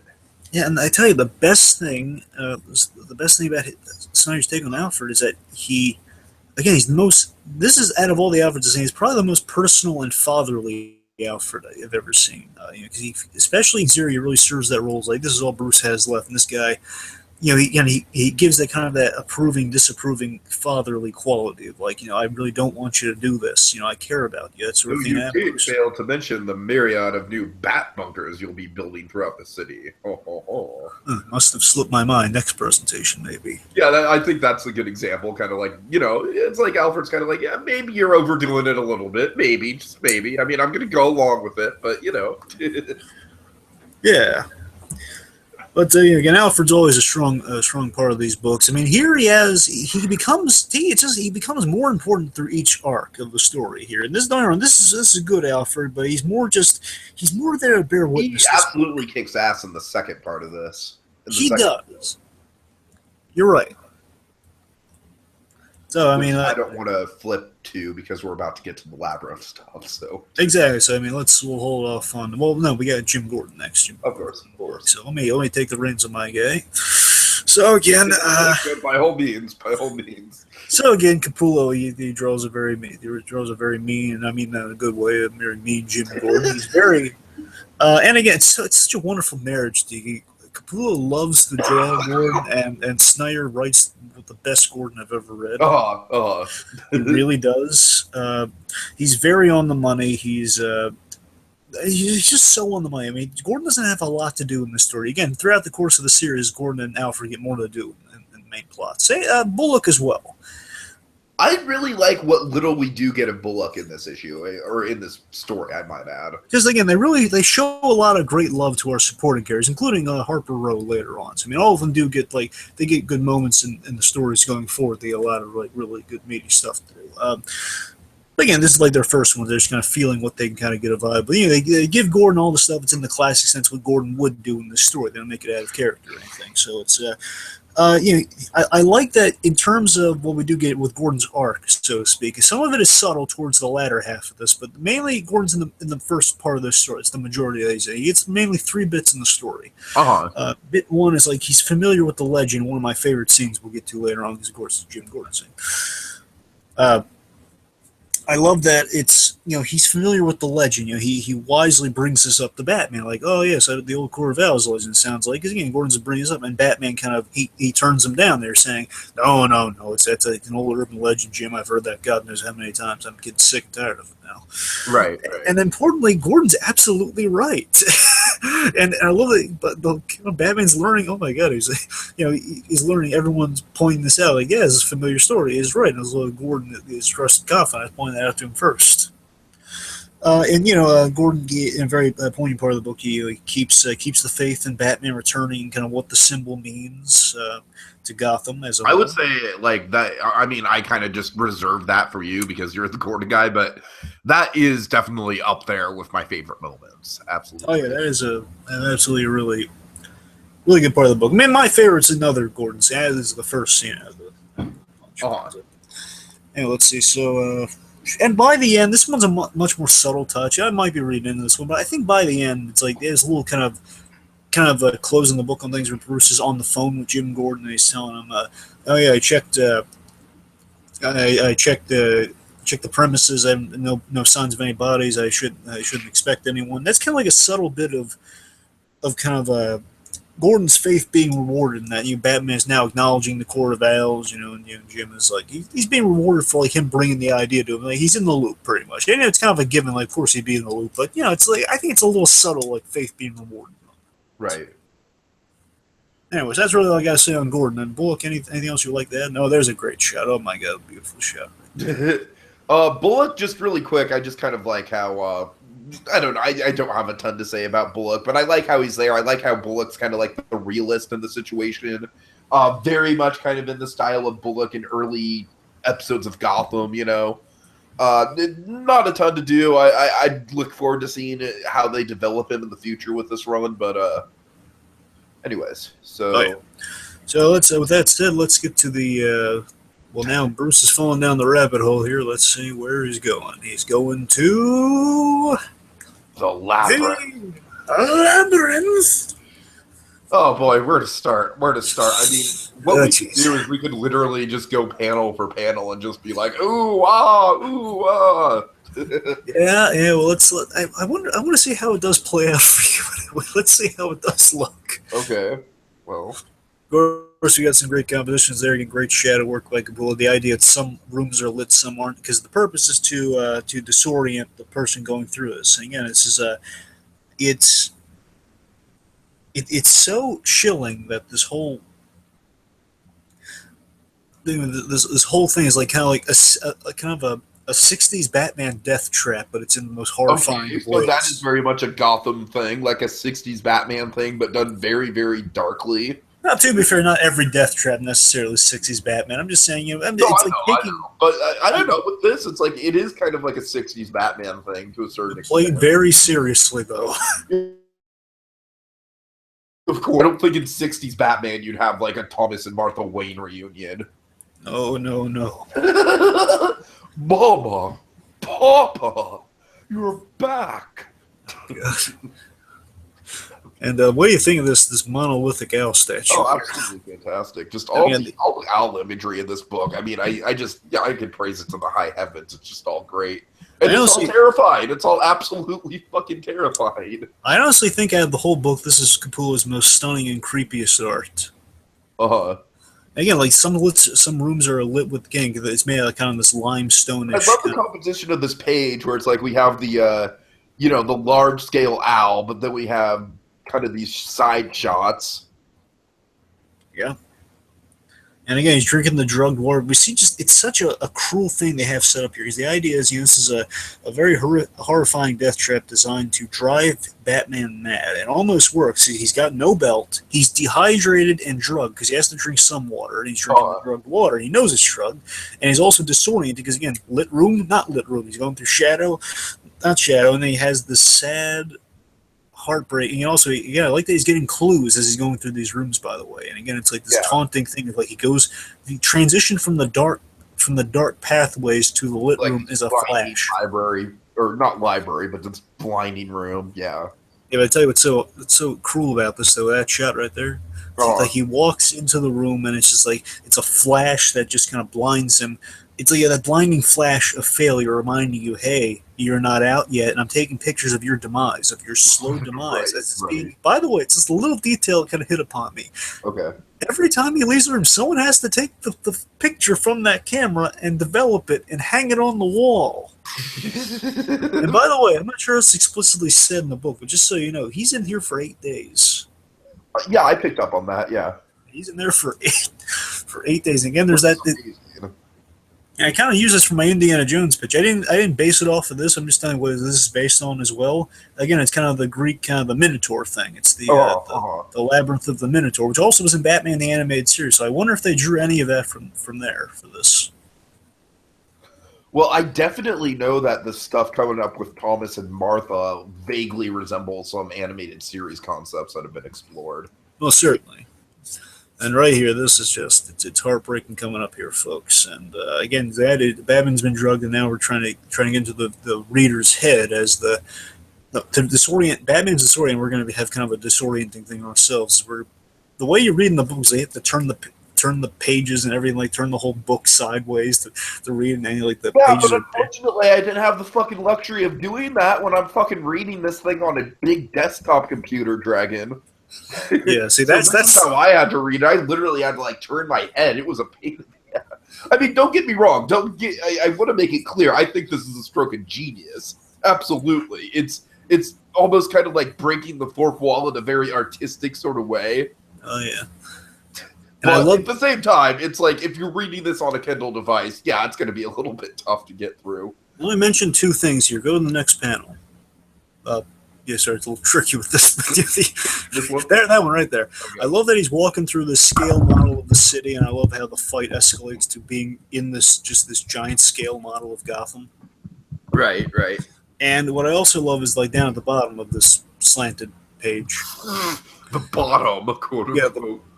The very right bottom part. This one? No, the one with all the names. Names. Okay, go. See, it's tricky. I know. I guess it's to the left then. Just oh, God. the white part at the bottom. God. No, it's maddening. It's maddening. This is exactly our point. Go down one more. It's like, go right. Oh, God. Go right? Oh, Right, God. Right. One more. Right. Keep going. Okay. Right. No, not left. Right. Keep going. I've gone through all the panels on the page, dude. Well, then there's the names on the bottom. There's like the corner on the left of that panel is what I'm. See the wide shot there, Gordon on it. That's what I'm looking for. Right there, that little taunting little thing. See, it's like it's to the right, but it can't be gotten to. Well, that just goes to show how much a pain in the ass Kindle can be. I mean, my point is, let me talk about that for a minute. So you'll see various names on there, and I love the idea that, it's like you see Gordon's family descent, you see Oswald Cobblepot's family descent, the very families of Gotham, like their names are on there. Uh-huh. So these are like the victims from. I mean, that's good enough, I guess. I mean, it has the names on the side too. So you get the point. That's the best we're gonna do, man. But you get the point. That how eerie is that? Like seeing like friends and enemies of yours, and their names like probably like Thomas Elliot's like something Elliot, Which like is gonna come back into play later on in the book as well. Absolutely. So I mean, I love the idea like these descendants of people have like kind of met their end at this bizarre court here. And there's like the idea that the Talons are like they're kind of kept in the giant Talon on the wall too. No, it's not. It's not a Moana Easter egg. It is actually a giant eerie Talon. We're not going to do a Moana trailer podcast. So, what do you think of the Moana trailer, really quick? Totally off topic. It's okay. Yeah, I mean that's what I thought too. I don't really have a lot to say about it, which is why we're not going to do a podcast. All right, so continue. Go ahead. I'm sorry. So I guess with Bruce, he keeps walking through again. I love he's putting the pieces together again. I love that basically Batman's the world's greatest detective moniker is what saves his sanity. Here is that he's solving the case. It's the only thing he can do to try to figure his way out of this place. Right. It's like an 8-day mystery. Oh yeah. And this bizarre ship in the wall. It's like such weird infinite architecture in this place. Not listening. Yeah, Batman's. He's going crazy. He's doing kind of the Miller thing where he repeats himself too. And again, it's this idea of like his failure looking him in the face too. Of like, hey, the longer you're here, we're getting more pictures of you. It's like we just see his eyes just get more and more crazed. And you just see him like getting more pissed off too. He's so again. I mean, folks, the reason why we're going through this is because it really does just kind of play. You have to see everything. See, now he's really hallucinating here, folks, and this is where it gets chilling. Oh my God! Yeah. Okay. It can't be. Oh, jeez, just look at that. Oh, my God. The idea that somehow his parents, again, the idea that Bruce in the story, again, it's something he equated to, like, no, that's that the Court of Owls does not exist, and it's like right now it's confirming like things, maybe other things that he thought were true are not true. Maybe his parents are somehow still alive. Obviously, there's no way that could be possible. But, again, it's like this bizarre, like, now the world is topsy-turvy. Everything I knew was a lie. Everything I knew nothing. There is a Batman the Animated Series episode where essentially he wakes up and his parents are still alive and everything. Well, there are also a few nightmare sequences where his parents are. I'm saying it's kind of in the same thing. It's kind of a running thing with TAS. Yeah, but still, the point is though, like in that episode you have like an aged Thomas and Martha, which here you have a severely aged Thomas. Oh God! Severely aged. Oh. And what comes up is truly one of the most horrifying Batman images I've seen in a while. Just look at that face, man. That is a face only a mother could love. And look at that. He's so happy. so sadly happy. Oh, man. You feel so bad for him because it's not and then real. Suddenly, it's like if reading sideways wasn't bad enough, fucking upside down. because his world's being turned upside down, and then Oh, things get yeah. really scary here coming up. Where he's like his mother. What's being said here too is hard. I don't know if you caught this, Dave. It's like he's like saying his mother is saying, "Well, we can't. We walk so far, we can't see anymore. I wish I could see you, Yes, Bruce." yes, I Oh my definitely God, how caught that. chilling is that? Yeah. And then the minute his parents, Batman gets a hug from his parents, his long dead parents, and now they're coming alive and they turn the monsters. And not only turn the monsters, it's just that their owls are flying out of their mouths in the most painful, grotesque, bloody way Jesus possible. Christ, look at that. I mean, Wow. Capullo should get like a court summons at some point of like, say, you, that's too traumatizing, Capullo. I would never want something like that to befall Capullo, but I'm amazed that has not happened at any point during the production of this. Oh my god. Okay, Just showing he's too and it's good at his still job. fucking upside down as you go into the next page. Because again, he's just, and it's like so. Now Batman's legs have turned into like kind of bird-like, like he's turning into the owl himself right now. Uh, And which as is he's going to walking, be my personal favorite image in the whole thing, which is and probably what we can end on. and this scene right here is just coming up. It's really horrifying. Where just he's laughing. He's laughing. I found it. I found the way out. Jeez, it's I beat you in your stupid little game. And oh god, then he Essentially, just Batman turning into a Joker to a certain extent. oh no, it's not that simple. It's much again. Just Batman. Again, taking what this boils down to so well is that it's just Batman. Well, hold on 1 second. Oh, Go to your image. Just go to hold on your image. Whatever. It's one of the things. Anyway, so what's so great about what we just saw is that he just says, "I'm not listening. I'm not listening." That's Bruce's arc. That's his story in this whole thing altogether. Is that he's saying, the Court of Owls does not exist. This is not happening to me. This is a nightmare. He's been denouncing the Court of Owls for so many years. Now it finally comes back in the most painful way possible, and they'll get stabbed right through his back. right, right. Something he didn't see coming, quite literally. Okay, you see even the chunks of them coming out. That's really nasty. And I love that the tension is then cut with like, and then then the bat scene catches a blaze. And then, like I said, this is probably my personal favorite image in the whole two books. It's kind of funny that you'll notice Scott Snyder, much like many Batman writers and Batman fans, honestly, they're not too crazy about Damian Wayne. So Snyder writes Damian Wayne very sparingly. So that's pretty much the only Damian Wayne moment he's ever written. He's written 3 in total, but that's just like the one where Damian has lines, I guess. uh They were just saying they would turn it back on, turn the signal back on. Which you do feel for Gordon and Damian in that moment. I was like, oh, poor kid. He's looking for his father. It's sad. I would say that's about it for the labyrinth, right? Well, I mean, we have this awesome kind of. Batman was just brutally beaten, and he's just through the awesome city model fight. It's a sad, nightmarish mirage with his parents. He's going through the gambit here, and coming up. One of my favorite moments is in this scene, so we can come back to it. But let's just go forward. So, moving forward from the labyrinth, let's go to the next volume. Night of the Owls. Let's talk about that. So, and I'm going to have to explain here. So, Night of the Owls essentially is we see. Want me to go for an image? We'll go to the. Cover? I want to say go to the Alfred moment, honestly, but I know you probably want that moment. So, but I know we're actually just going to talk about that there, right? Sure. Yeah, go to the Alfred moment. Go to the Alfred call. The call. Okay. It might take a little while to find, but Yeah.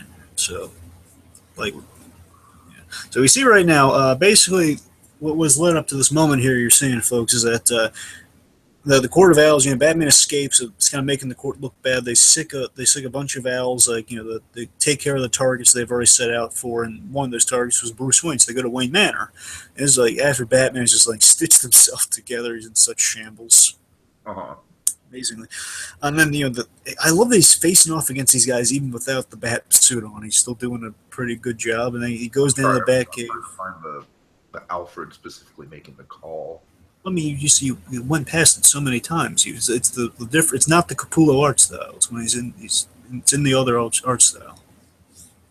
Yeah, I'm sorry. Is it past before this? Like, right, and this is it. Usually go to any of the alpha. Like go to the next one. It's where he's next page, I guess. Anyway, so the point is, At some point, Batman kind of broke off one of the guy's arms, so you can do that because these guys again have healing factors. It's all cool. Uh, As Batman in his awesome giant, his giant kind of mech bat suit to kind of fight off these guys. I just love that he has this awesome armor where he can fight these guys often. Alfred, he's stored away. He's sweating bullets over what's happening to Bruce because, again, he's in dire straits and he's holding himself together. His vitals are like off the chart. He needs a stall while Alfred's cooling the temperature to take care of these guys. All the while, they find out that these aren't the only towns ascending on Gotham. There's a whole slew of them going after at least 40 names on the list. These are names much like the victims we saw on the wall. of course. These are names of victims of like prominent Gotham citizens. And it's basically the Night of the Owls was this tie-in event, Tiki. Night of the Owls, like all these people, like boom, boom, boom, boom, boom. Literally, all of those are tie-in books. Okay, that's kind of what I was thinking. Yeah. So basically, I'm just going to summarize what you missed, Tiki. I'll just go through each character, and you can just kind of quickly summarize. All right. Sure. The point is, like, as Batman's contending with those guys, the idea is like there's like 40 targets. Alfred puts a call because Batman desperately needs help here because he's in no shape to save 40 people. And many people are dying amongst us already, so time is of the essence. So puts a call out, an emergency call out to the Bat family, including some people who aren't exactly in the Bat family. Like Catwoman and the Birds of Prey.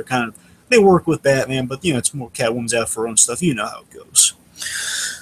So the point is. Puts a call out to the Bat family to prevent this and get all these tie-in books, and their names on the list that we see, and kind of like try to pull up an image of like the Alfred looking on the names on the list. It's like around there somewhere. It's like right that go back, right like there's the one. That's good enough. Point is, like, a list of names are on the list he's looking at, and that includes like Jim Gordon's on that list, the Penguin's on that list, Lucius Fox, Mayor Haiti, the mayor at the time, Mr. Freeze, a whole slew of like all the prominent figures of Gotham are targeted. Like 40 prominent figures of Gotham are targeted. And here's kind of what we're dealing with. We're going to break them down. So wherever you want to do, I'm just going to go through them. Well, so like we do in this, just kind of go this way. Yeah. Well, I can speak to a majority of these. Honestly, Tim Drake. Tim Drake's doing some of the Teen Titans. I mean, the point is they're all saving people from the Owls. Like some of them are no names, some of them are notable people. I can't remember who Tim Drake went up against, but the important ones were like. Let's go to another one. Yeah, Red Hood, for example, he saved Mr. Freeze, and Mr. Freeze kind of broke free for that one annual story that's also in the books. The point is, like Red Hood's tasked to save Victor Freeze. Damian is tasked to save a general from kind of a samurai sword-wielding Court of Owls member. It's a cool fight. We have Nightwing there is the most interesting because the town that Bruce fought, that one that kind of cut him to pieces and said, "Does this amuse the court?" That sort of thing. Like, shall I hurt him more? That one. The main town that he's been fighting the whole book. Right. That one in particular is William Cobb. That's Nightwing's ancestor, the one who. That's the reason Nightwing was selected as a Court of Owls. That's like his great-great-grandfather. And that guy, he escaped in all the fighting going on there. So the point is, Nightwing faced off against Cobb to save the mayor. And Cobb, through the whole fight, is telling him, I want you to impress me, my great-great-grandson. Show me why the court picked you. And that's sort of, he's taunting him the whole fight. It's really cool stuff.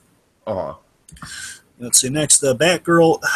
Well, here's the thing. Batgirl's... It's not the worst. For me, it's the most disappointing. I'll tell you why. It's probably not as bad as the Killing Joke. Oh, no, it's not. I'm just saying. I'm sorry, that was a cheap shot. Importantly, let me make clear again: the tie-in books are not all written by Scott Snyder. Of course. So, it's all in the hands, and they want to kind of serve what their books are going for. They want to make it like a natural thing. It was kind of like an awesome tie-in event. And it makes sense as a tie-in event too, by the way. Like, okay, this is something you don't need necessarily in the stories. All the Bat family are going to have to save people. You don't need to see all those stories unfold. It's like a one-issue sort of thing. Each story can do. But with Batgirls, I had the highest expectations for Batgirls because Jim Gordon's in that story. Because you would basically have to save Jim Gordon. And basically, what is it? There's like a female town, and she's going up against her, and that's not bad or anything. But the point is, Jim Gordon wasn't targeted at all. They did this weird thing where it's okay, but I had higher expectations. I had very simple expectations. It was all right. Jim Gordon basically he puts up later on. You'll see in the book like the owl symbol. Basically, they kind of made a bargain with Jim. We're going to kill your daughter unless make sure you don't put on the bat signal. Okay. Okay. Don't alert anyone, or else we'll kill your daughter. And basically, at the end, he kind of puts the bat signal on. It's like they changed it as like a demoralizing sort of kind of real prickish move where they changed the destroyed bat signal was repaired, but now it has like the court of owls symbol on it in the sky. It's like showing, hey, the owls rule, not Batman. It's pretty much what it equates to. Oh. And I'll tell you what I was expecting, what I was hoping for, Tiki. I was hoping for either Batgirl or preferably, in my wildest dreams, would have been Batman doing this, because, he and Gordon are kind of tight. It would have been just like a kind of a Jim Gordon and whoever's protecting him on the run from Al pursuing them, which I thought would just be like a one-issue awesome story, right? Oh, that's great. Cool. That's what I would have loved to see, even if it was Batgirl, even not Batman, but still, this would have been cool to see. But Gordon wasn't targeted at all. It was just missed opportunity. Anyways, down there, that's just the Birds of Prey, including Katana from the Suicide Squad movie. Oh, okay. She has connections to Batman. Batman trained her. That's the idea. Point is, that was also just them just saving random people. It wasn't really a lot of members on that list. And the people you aren't seeing, Catwoman was Catwoman. She saved the Penguin. Batwing, who's Lucius Fox's son, had to save his father. Let's see, there's a particular. Batman had one of his own because he saves two people. You see him try to save Lincoln March in this story. Right. The other one, he mentions Jeremiah Arkham, so he goes to Arkham Asylum. Yeah, that was kind of like a missing piece here. I did kind of pick up on that. Yeah, you're not missing much. He's going to save Dr. Jeremiah Arkham, like Nightwing calls and says, "Oh, I'll help you out there." And he's wrapped up here, and just kind of quickly he fights a few towns at Arkham. He uses the freezing device, and stops them. And that's pretty much it. Then he goes off to save Lincoln March. That's where we continue with the story. So, speaking of Lincoln March, let's talk. I'm sorry, is there anything else you want to talk about, kind of like the Night of Owls event? It's like, I mean, I literally know nothing about it, so no, man, it's all you. Yeah, it's just point is, it's like the character arc. Like, yeah, it's a pretty cool kind of call to arms moment. I like that there's I like that within the grander context of Bruce's story arc, there's shit going down that he just can't control. I don't have much to say. And importantly, the main thing to say about there's only one important thing I should really tell you about this. There's only one thing that's actually of consequence. That this call, that Alfred's putting the call out to the Bat family, is exactly what Joker calls into question in the death of the family story. Because basically that story is predicated on Joker calling Batman as like, look at you, you've gotten so weak. You have to call a bunch of them to take care of some silly old owls? Right. Just saying you have to call on your little Bat family to bail you out of this jam? That is pathetic, man. What's going on? That's what it kind of predicates on. That's the only real ramification of the whole Night of Owls thing. Anyway, so let's talk about the big old reveal. So, right now, well, I mean, we could go a little further back. It's kind of a big climax, but Yeah, I know. Point is, let's talk about Lincoln March. So let's build it. So Lincoln March is, to me, Tiki, what was your take on Lincoln March? I really liked him. I really thought he was a good character. To me, some of it was kind of like I kind of picked up on some of the shadiness because a lot of his just like, oh, Bruce, like everyone needs friends. You could be a loyal ally to me. And I was just like, it's a little too good to be true. Yeah, what you read as to me? It was like it was like cleverly built up as kind of like the next Harvey Dent or kind of the That's next exactly Mayor. how I read it, Dragon. I'm glad you mentioned it. Like the next Harvey Dent or the Mayor character who you feel for, and you kind of write him off as, he's a plot point of like, okay, investor guy who kind of gets wounded along with Bruce Wayne. Okay. No, I liked him. I like that they, of course, one of the best moments that we're going to pay off with this big reveal is how he was an orphan and his whole story about the mother and the pin and everything. And, of course, like the ramifications of the reveal kind of sent shockwaves over that whole moment. But, regardless, even before you know what the big reveal is, just hearing the story of, him seeing the pin on the ground and wanting to pick it up and everything. It's like, I really got into this guy. I didn't fully trust him, but I liked him. Did you buy that he actually died when he died? Remember, because he does have like a moment where he dies, and I was invested in to a degree of like, okay, I was like a friend for Bruce Wayne. He got killed, like, oh no, and he actually invested in Gotham. I bought into it. I was like, oh, poor Lincoln March. Yeah, I did kind of buy into it because it did feel very appropriate to the the way the story was progressing. He kind of just seemed like he was going to be a casualty. So yeah, and like again, also, like the next Mayor. Is he Vicky Vale's boyfriend, or is no? I know Vicky Vale introduces him to Bruce. No, he's just the idea is that he's running for mayor, and that's like Brickville saying, "Oh, Oh, Bruce Wayne, have you met the next mayoral candidate?" Says, "No, I haven't, Vicky, but I know who he is. He's Lincoln March." okay. Yeah, that sort of thing, and he just and so this reveal that not only did this guy manipulated the Court of Owls to use their resources and eventually killed them all. It's Just let me pretty. know if this is the spot that you want to start at. It was issue 10. I was trying to get a little further back. We're on issue 11 right now, at the beginning of 11. Almost there. That's the 11. So we're getting a little further back. Almost there is where he's suiting up. I mean, that's good enough. But when he gets netted. Like this forward is like the reveal, so we're good. And I don't think this is going to work quite as well with flipping through like the labyrinth thing did. So I'll just kind of illustrate some stuff while you talk about it. So let me say this first of all. So let's not beat around the bush anymore. So the reveal not only is that this guy's actually he manipulated the Court of Owls. The Court of Owls was a real thing, and this guy he used them to their advantage to specifically get revenge on Bruce Wayne. I love how. What do you think about the way he kind of draws out this awesome reveal of come on, Bruce, who am I? Who am I? Again, like I said, Dragon, I love that the who thing is chilling, absolutely chilling. Who?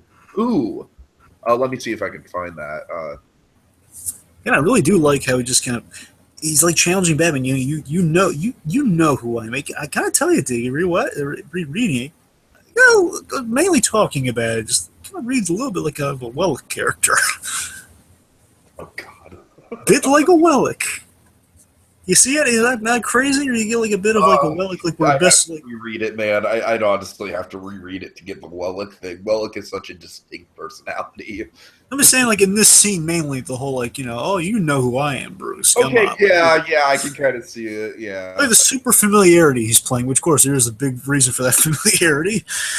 So basically, so not beating around the bush anymore. He kind of gets it out of Bruce. And Bruce wait, Dragon, just properly, just spoiler alert. Yes, spoilers. All right. I'm sorry. Yes, Batman gets stuck in a labyrinth. I know we meant to say spoilers earlier, but Batman gets stuck in a labyrinth, and he drops his little gel, kind of his gel light, and then he's just stuck in there for 8 days. Anyway, no, the actual spoiler. And this might be a spoiler for Gotham as well, by the way. Bruce Willis is a ghost in The Sixth Sense. Thought I should mention that, but okay, but seriously, this may or may not be a spoiler for Gotham. So right. So this is the reason I've been dancing around the whole Bruce Wayne thing on Gotham, by the way, because I knew that it might be connected to this. Wait, hold up. So you're saying that you think the weird, bizarro Bruce Wayne we saw at the end of Gotham Season 2 is, in fact, Thomas Wayne Jr.? Well, I'm saying this is exactly what it's based off of. I'm saying whether they're going to do that or not. This is what they're getting the idea from, though. Okay. Oh, God. So the question of I'm not saying they're going to do it for point. Yeah, as he said, Thomas Wayne. It's revealed that he is the new 52 version of Thomas Wayne Jr., aka Owlman. Oh boy, you remember Owlman, don't you, Tiki? God no, I'm sorry. Remember from Justice League Crisis on Tours, the James Wood Owlman? Crisis. Did I see that one? Yes, you're pretty sure he's. You don't remember James Wood's Owlman? No, it doesn't sound familiar to me. I remember you gushing about James Woods' Owlman. I could have sworn you saw it. The only thing I remember gushing about with James Woods is that he's going to be on a new thing that I. Yeah, he's going to be on the Lex Luthor on the new Justice League. Right, and that's. I'm sorry, Dragon. I'm just not ringing a bell with me. I'm sorry. Okay. Anyway, the point is. It's revealed that Lincoln March is actually the long lost brother of Bruce Wayne. I mean, I got to give Snyder points. He actually pulled off the long lost brother reveal. I think it was that done right, don't you think? Oh yeah. Well, you know what's great about it is that I love how it kind of plays with your. And Drag, I am going to kind of bring up the Mr. Robot thing where it's like, he says it, and you're like, the character Bruce himself is like, just like we got with that. Spoiler alert for Mr. Robot, but with the Wellick reveal and Elliot just like, hey, do you see this guy? Is there a guy standing? Sitting with me, hey, answer my question, it's like, so I felt kind of the same way with this, where it's like, I didn't know what to believe at this point, which I think is part of the fun of the reveal. Yeah, like instantly Batman's like trying to defuse the argument here, saying, no, they didn't have any other kids, what are you talking about? Right.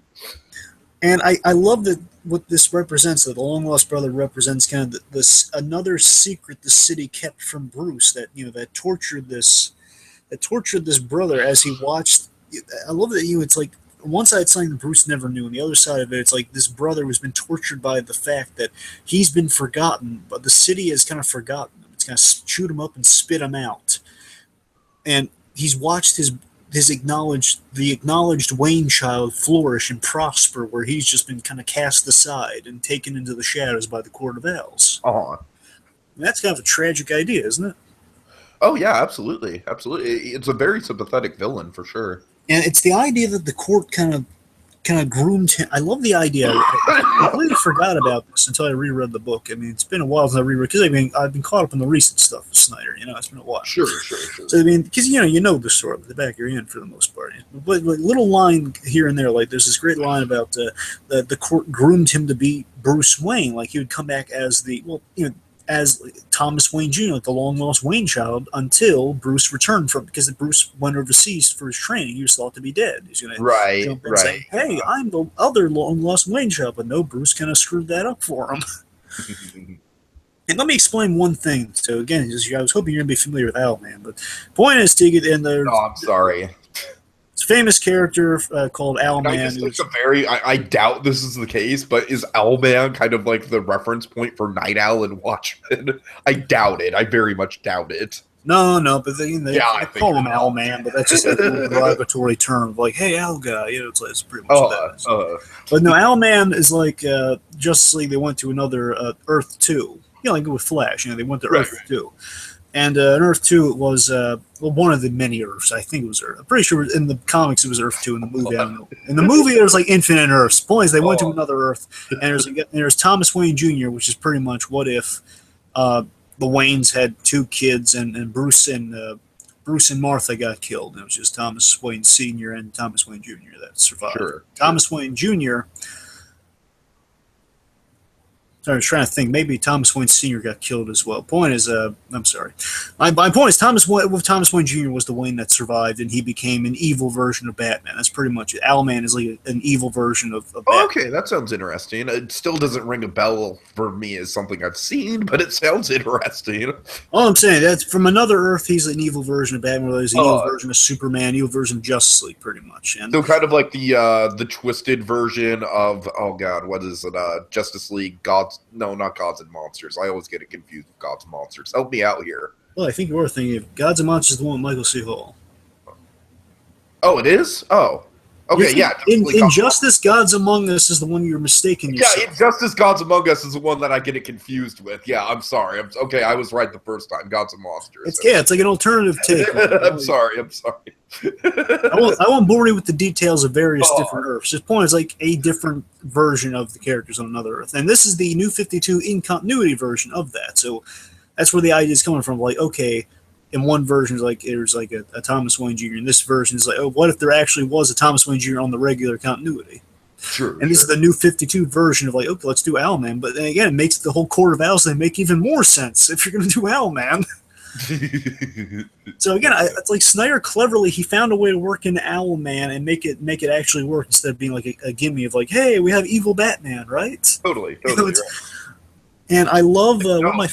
Or kind of like even more tragic and kind of like, God, it's hard to even call this guy evil to a certain extent. You know what I mean? Yeah, he's definitely misguided. That's the very... Absolutely.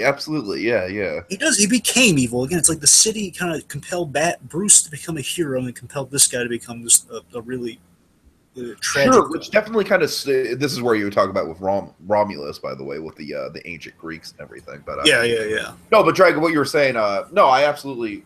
I'm sorry, what were you saying? I'm sorry, I had a really good counterpoint. Yeah, he's like the city turned Bruce into a hero, turned Thomas into... Oh, sure. I'm sorry. And yeah, that absolutely is a perfect illustration of how cool the city is, how the city is its own character. In many ways, the city is almost the main character in the story because it shaped both of these people so radically differently.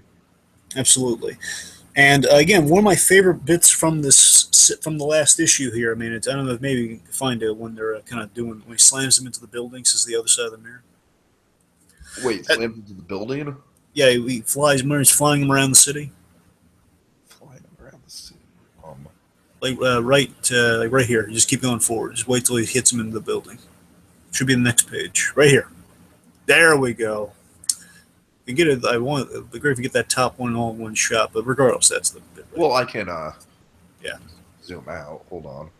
That's the next page. Anyway, right there, that top panel there, folks. So welcome to the other side of the mirror, Bruce. That is one of my favorite moments in the book, by the way. So it's not one of my, it's one of my favorite kind of visual little motifs with the Thomas Wayne Jr. And it's a great bit of dialogue as well. Because again, he's lived on the other side. Bruce never knew about it. Again, it's the secrets of Gotham literally beating the ever-loving crap out of Batman, and it's so sad. And he's just slammed right into this building, and Bruce, this hit upon me when I was taking notes for this. It's so brilliant to me that the beginning of this book, Bruce has his plans to build Gotham up, build more structures like this.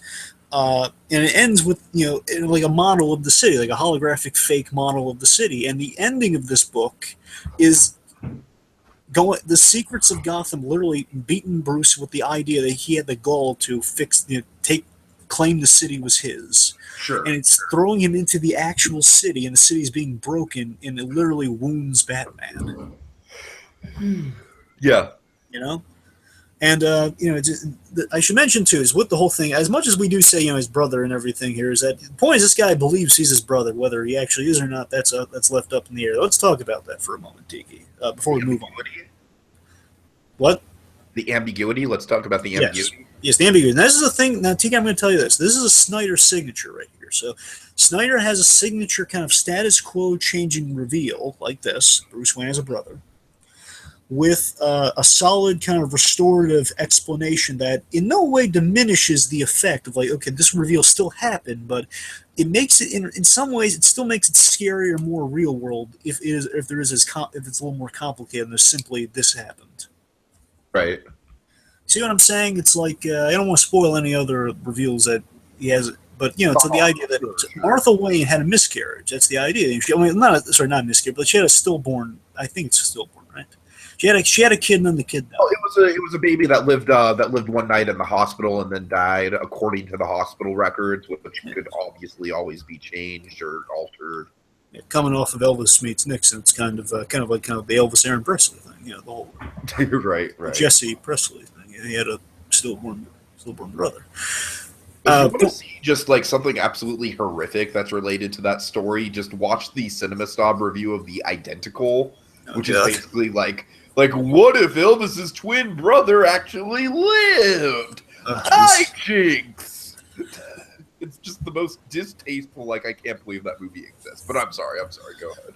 Yeah, the point is, so it's the power of the reveal is still there that, the Wayne suffered an additional tragedy. There was a car accident, most likely triggered by the Court of Owls, by the way. Sure. Car accident, Martha Wayne, she, kind of ruined the birth of her child there. And basically, Bruce was like 3 years old. He had no idea what happened. We get more of this in the Jarvis Penny, which sort of bear in mind. But I'm saying in general, it's it's a tragic loss, and the fact that Bruce did have a brother. In any sense of the word, this guy's clinging on to that. So whether it was that baby that lived one day on was kind of taken in by the court and healed and stuff, we don't know. So you get, by all means, it could actually be it. And the only way to tell is with a DNA test, which the guy kind of with the healing factory he now has, Kaputsky, you don't know where the guy is. Yeah. So it's still up in the air. Bruce is determined to still find this out. So again, I love the idea that it is kind of like a moral quandary of whether the Waynes would. It's not just the fact they had a kid and they didn't tell anyone. It's the fact that they had a kid, they didn't tell anyone. They put him in such a horrible location that turned him into this evil thing that Bruce just fought. Well, I love the explanation of how that place didn't turn into the shithole it was until after the Waynes died. Absolutely. Again, in many ways, it could be read as the Waynes were keeping a dark secret, but through a happy veneer that Bruce would, it kind of taints with the positive memory Bruce has of his parents, if that's true. But again, what Bruce most likely thinks, they still, they funded that kid's home, but you have no idea if it was, this guy's actually who he says he is or not. Uh-huh. And again, I like that it's not answered definitively. I like that it's open ended. And again, if you can read the implications of it not being true are still as interesting as it would be if it were true, right? I'm not crazy with that, right? No. I see your point. It kind of makes it scary that the court would go to those measures to ensure that they would still have someone who'd be deluded enough to think they were Bruce Wayne's brother. It's still pretty horrific to me. Oh. Anyways, I mean, I thought it was a really good reveal. I think it tied in nicely. I must say, you do kind of intrigue me with this whole kind of being a Snyder signature, because I do like reveals like that. I am very much a fan of ambiguity. Why I like Inception so much, you know what I mean? Oh yeah, I mean, it's definitely a signature. I can't remember if he has that sort of. There's like a Zero Year. I'm not sure if it has one of those signature moments. It's been a while since I've read it. There probably is, but. I mean, there's a reveal in there, but it's not as ambiguous. But I mean, I have to reread it to tell you about it. The point is, Sure. Let's see. But there are like definitely kind of moments very akin to that. But anyway, that's like kind of wrapping up on the reveal here. So again, I think it's great because it ties in the whole Gotham throwing secrets back at Bruce is kind of like a defense mechanism. And again, in such kind of a way Bruce never would I don't think Bruce Wayne, as prepared as that guy is, I don't think he'd ever imagine I have an evil brother. And what I love, last thing I want to mention, because I didn't mention, I love that in the art stuff from the get-go when I saw this guy, I was like, man, he looks awfully similar to Bruce Wayne. That was intentional the whole time. Yeah, I agree. Okay, that was brilliant. And that kind of serves if people are saying that Capullo designs characters to be similar to each other. Well, yeah, in that case, it's very. It was on purpose. And he's even a bigger. He's a taller version of Bruce Wayne. He's the. Yeah, that's cool. Okay. So we want to get to the Jarvis Pennyworth, not Jarvis the butler from. Does Jarvis have a last name in Agent Carter? I'm sorry. Yes, Tiki. It's that Jarvis is his last name. It's Edwin Jarvis. Oh my God! Oh, I'm a dumbass. Yeah. Okay. I'm sorry. It's been too long. Okay. So not that Jarvis. Would you like to talk about favorite moments and then get the Jarvis, or would you just want to? Yeah, can you crack favorite moments out kind of fast because we're kind of going towards the 3-hour part, which isn't bad, but let's just kind of wrap. Okay. Well, it might be. We might have to flip around a bit. But why don't you just crack them out, man? How about I just go to the cover? All right, fine. So, okay, my favorite moments. I love the Gordon Batman autopsy scene. That's a classic kind of. It's a new slant on the Batman rooftop scene where basically it's not only just always on the rooftop. Just whenever the two of these guys meet, it's like they would meet at an autopsy room. It's the idea in the modern age. It's he just kind of he scans the body and he it's the way it's drawn. It's like cut. The box is like divided in the middle there, so you see Bruce in the back, Batman in the Batcave on one side. Sure. Kind of going over the autopsy room, it's in the holographic projection of the dead body, and Gordon's there physically. And again, it's written like such the classic Batman Gordon scene would be. Where they're kind of. It's like a Sherlock Watson sort of thing. Gordon's the Watson, the Batman, Sherlock Holmes. So kind of give him some good tidbits. Kind of get him to the discovery point. Says, okay, well, what do you see in the molar there? He's seeing like the third molar or whatever. He says, oh yeah, it's an owl, definitely. Again, they're very. It's everything I love about the Batman Gordon. It also very much reminds me of Seven with the Brad Pitt and Morgan Freeman dynamic, where they're stumbling upon these horrific murders that are connected to the 7 deadly sins in that movie. So. Throughout that movie, they have the dynamic of like you're saying with the owl thing, they're constantly pointing out all right, well this is the sin that's envy. So what in this room has to do with envy? You know what I mean? It's cool. Yeah. It's a cool dynamic like that. Yeah, I will. Basically, it's one of those things I love to see. I've never seen it done in this way. So it's like a new take on one of my kind of classic favorite moments in all of Batman. So anytime these two guys in a room together talking. Okay. Let's see, another scene. Let's get 2 more here. So I love the bit where, oh my god, this moment will always hit me. It's so great. It's in the labyrinth scene after he's being beaten, and basically the owls are descending upon him. They think he's dead. They're trying to they're gonna hang his bones as a way of honoring him because he's put up a good fight against the Court of Owls. It's such a chilling moment. But I tell you though, the moment where Bruce, he just, oh my god, you see the tears in his eyes forming. He's just he's been beaten down there. He's looking at as he's been thrown around the room, all the pictures are on the floor and everything. He sees the Alan Wayne, his fallen ancestor, the one he's very much like in the story. And it's the way this builds, Tiki, is he's looking at those pictures and in the inner monologue boxes, it's saying he's calling out for help. I can see him. I'm imagining calling out for help as Bruce is kind of imagining his own mind right now. And it's the idea of calling out for help. it basically, I think it just reminds him of the way when his parents got killed, and that he's just like, just being in such a helpless position. Batman, in his DNA, one seeing like another fallen Wayne next to him, and being reminded of just being in such a helpless position he never wants to be in. It's like the history of Gotham is saying upon him. It's like it's too much for Batman. There's no way he's gonna get out of this. And then he just finds that strength. He finds that inner strength. He's like, it's like an otherworldly Capullo, kind of Spawn-esque, exaggerated design where he just says it looks so monstrous. They give him the bat fangs and they kind of exaggerate the looks. I love the fangs, yeah. And remember, they make him giant in that one panel. Enough! It's like throwing the owls all over. Oh my god! It's like it's so. That's I love the willpower of Batman. When Batman saves people, just seeing that drive, that willpower on Batman. That's it for me, Tika. That's my Batman. Right. And last thing, the real quick thing goes by is that when Bruce finally makes his way back to the Batcave, this bit will always one of the most memorable bits from this whole book for me, Tiki. It's a little bit when Alfred helps him in there after we do the classic kind of shotgun guard Alfred thing, which is always cool when they work that in there. Mm-hmm. Alfred, he helps him in there, and he sees the owl that beat the living tar out of him, like on the gurney or something, like ready for autopsy. And Batman looks at him. They have this. It's in the reflection of the eyes, and just Batman genuinely scared out of his wits, like clinging on to Alfred. One of the best Alfred moments in the whole book, where Alfred's like supporting Bruce, he's holding him there. So just Batman been 8 days going up against this thing, just genuinely scared out of his girl. Like, it's so. I've never seen Batman that scared, and in Alfred's arms. It's like such a. That's what Alfred is to Batman. He's going to see Batman at his worst. He's going to be there for him. That's a really great moment. Those are my 3 moments. Okay, I'm just kind of cheating and. Sorry, Dragon. I'm gonna actually highlight mine, but cheater. I'm sorry. So it's only because I have 2 that are very close to each other. So first of all, I love this moment with Alfred. This is one of my favorite Alfred moments that I've seen in a comic, to tell you the truth. Where he sees the list of what.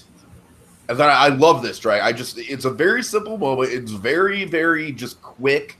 But it humanizes Alfred so much. It's just like, it's a list of targets. Though, of course, as we see... I believe this is Raphael Albuquerque style, by the way. This. Yeah, and by the way, I do very much love how this is all handled with, again, very striking art.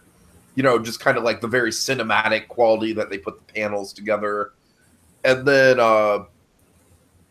And then right here, Dragon, right here, just kind of Alfred, just look at that fucking face. You know what I mean? Yeah. Just seeing Alfred in such a vulnerable position, he's just heartbroken that this is all coming to terms, but he's so goddamn determined to help with it. It's like, in this moment, Alfred is like one of the most heroic moments I've ever seen for any Alfred Pennyworth for me. I really just... It's a small moment, but I just love how determined he is. I feel so bad for him, too, because in the scene, like, you have the owls and the outs saying, hey, old man, we're going to break in there and skin you alive. Right. It's like, oh, my God, poor Alfred, no.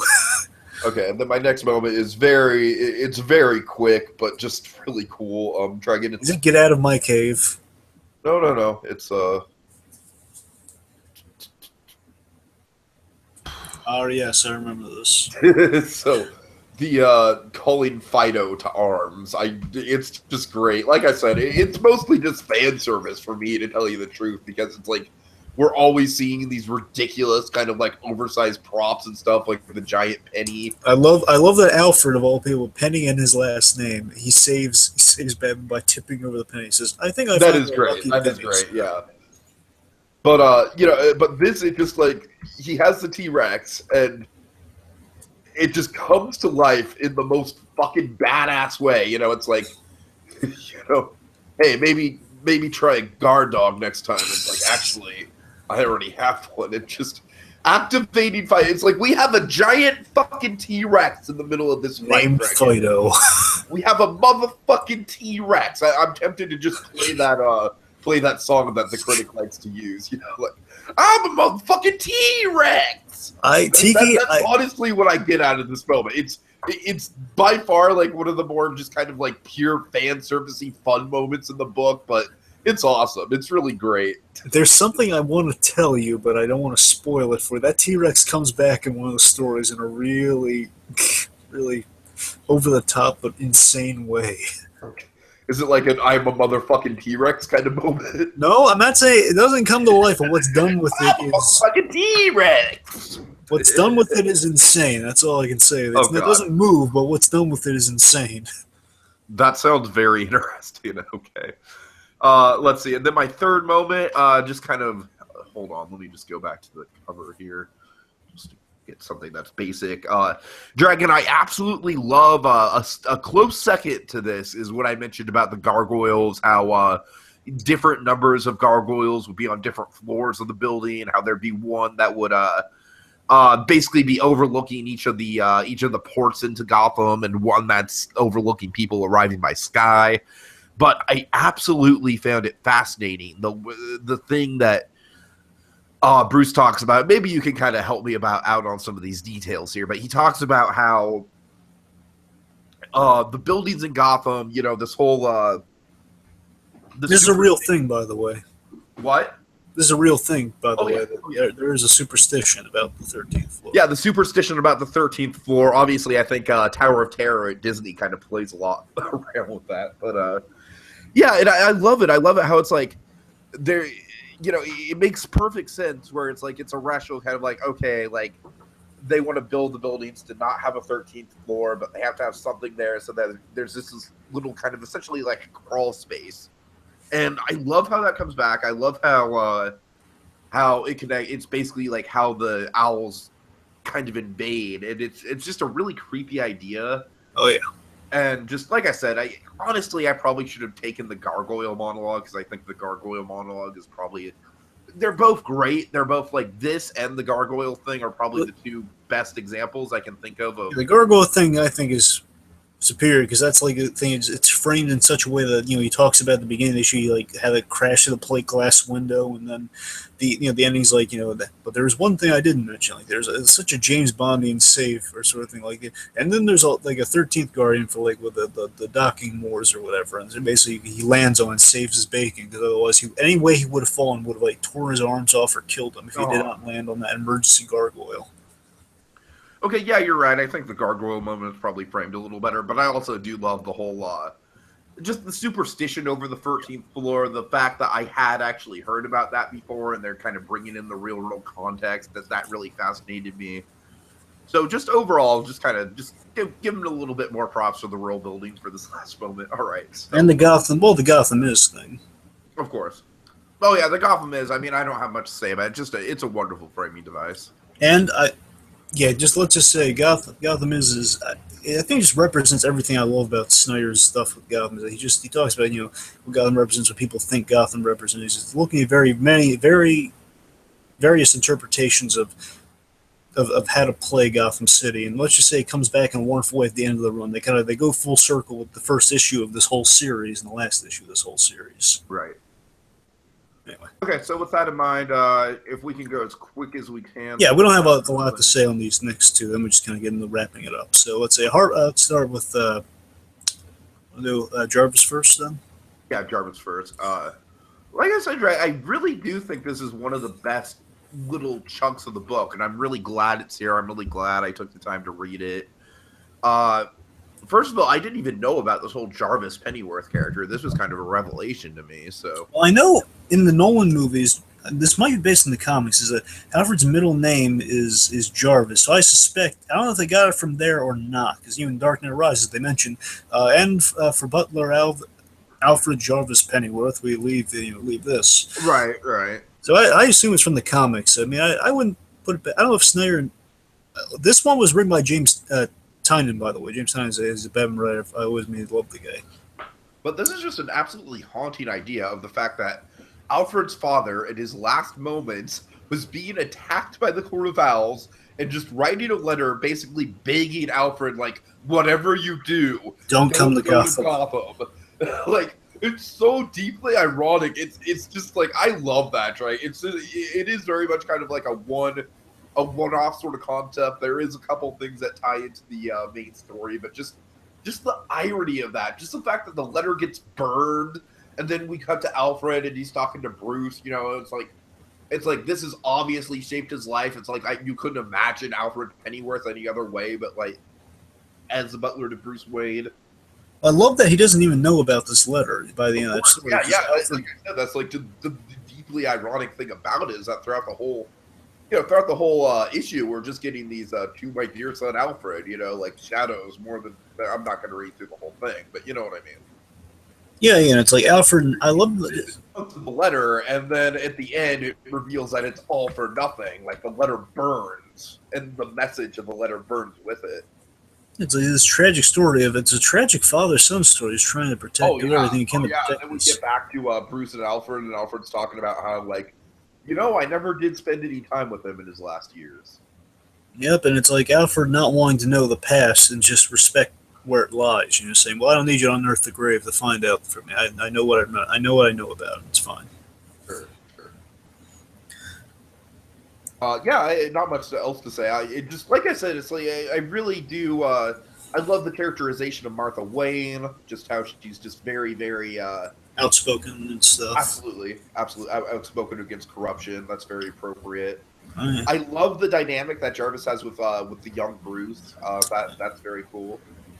I'm very glad this is here, Dragon. I really do feel like this is a perfect kind of spot to end out the story. I honestly don't like the other epilogue quite as much, but this one I really appreciate. It's darkly ironic. It's really honestly, this was a backup story. So, I mean, this is like the Jim Gordon said. This is a backup, and then the other one was the epilogue. That was the idea. So it's I don't know if that helps at all, but.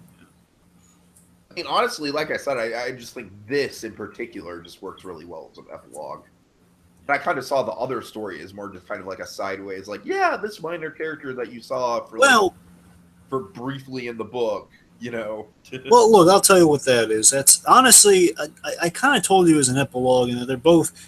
You're right. Jarvis Pennyworth is really the epilogue of the whole story. Of the Court of Owls story, Harper Row, however, they like to do this every time they wrap up a big run like this. The tradition is Greg Capullo takes a break for at least one issue.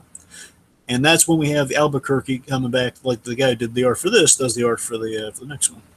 So with that, Harper Row. Transition to the Harper Row story. Basically, yeah, it's a bridging. This is the issue that comes out before the Joker story starts next month. That's the idea. It's like a little respite before. So a little breathing room. And it basically fills in the gap of who that girl was. That's the main idea. So I mean, I just thought we'd talk about. Forgot about her until I reread it. It's like, oh yeah, there she is. Okay. I mean, she does kind of save Batman's life, so she's kind of important. Yeah. To be fair, yes. And she basically Snyder has this wonderful thing. It's still doing it, where he takes these little incidental supporting characters, and over the time they become more important. They actually serve a really good role in more stories in the future. I mean, there is a very good dynamic at play here. I love the brother sister. I love the fact that they're kind of living in the slums, living in the Narrows. Really good dynamic, kind of like she's not comfortable in the party dress when she's going to Wayne Manor. She'd rather just wear her usual clothes. It's very much kind of like it's a nice contrast after seeing Bruce grapple so much with his legacy and everything within Court of Owls. It's a nice concept to see people like this who are just so goddamn down to earth and hard on their luck and everything. They got a father in jail who talks down to the kids. It's a horrible family situation they got going on here.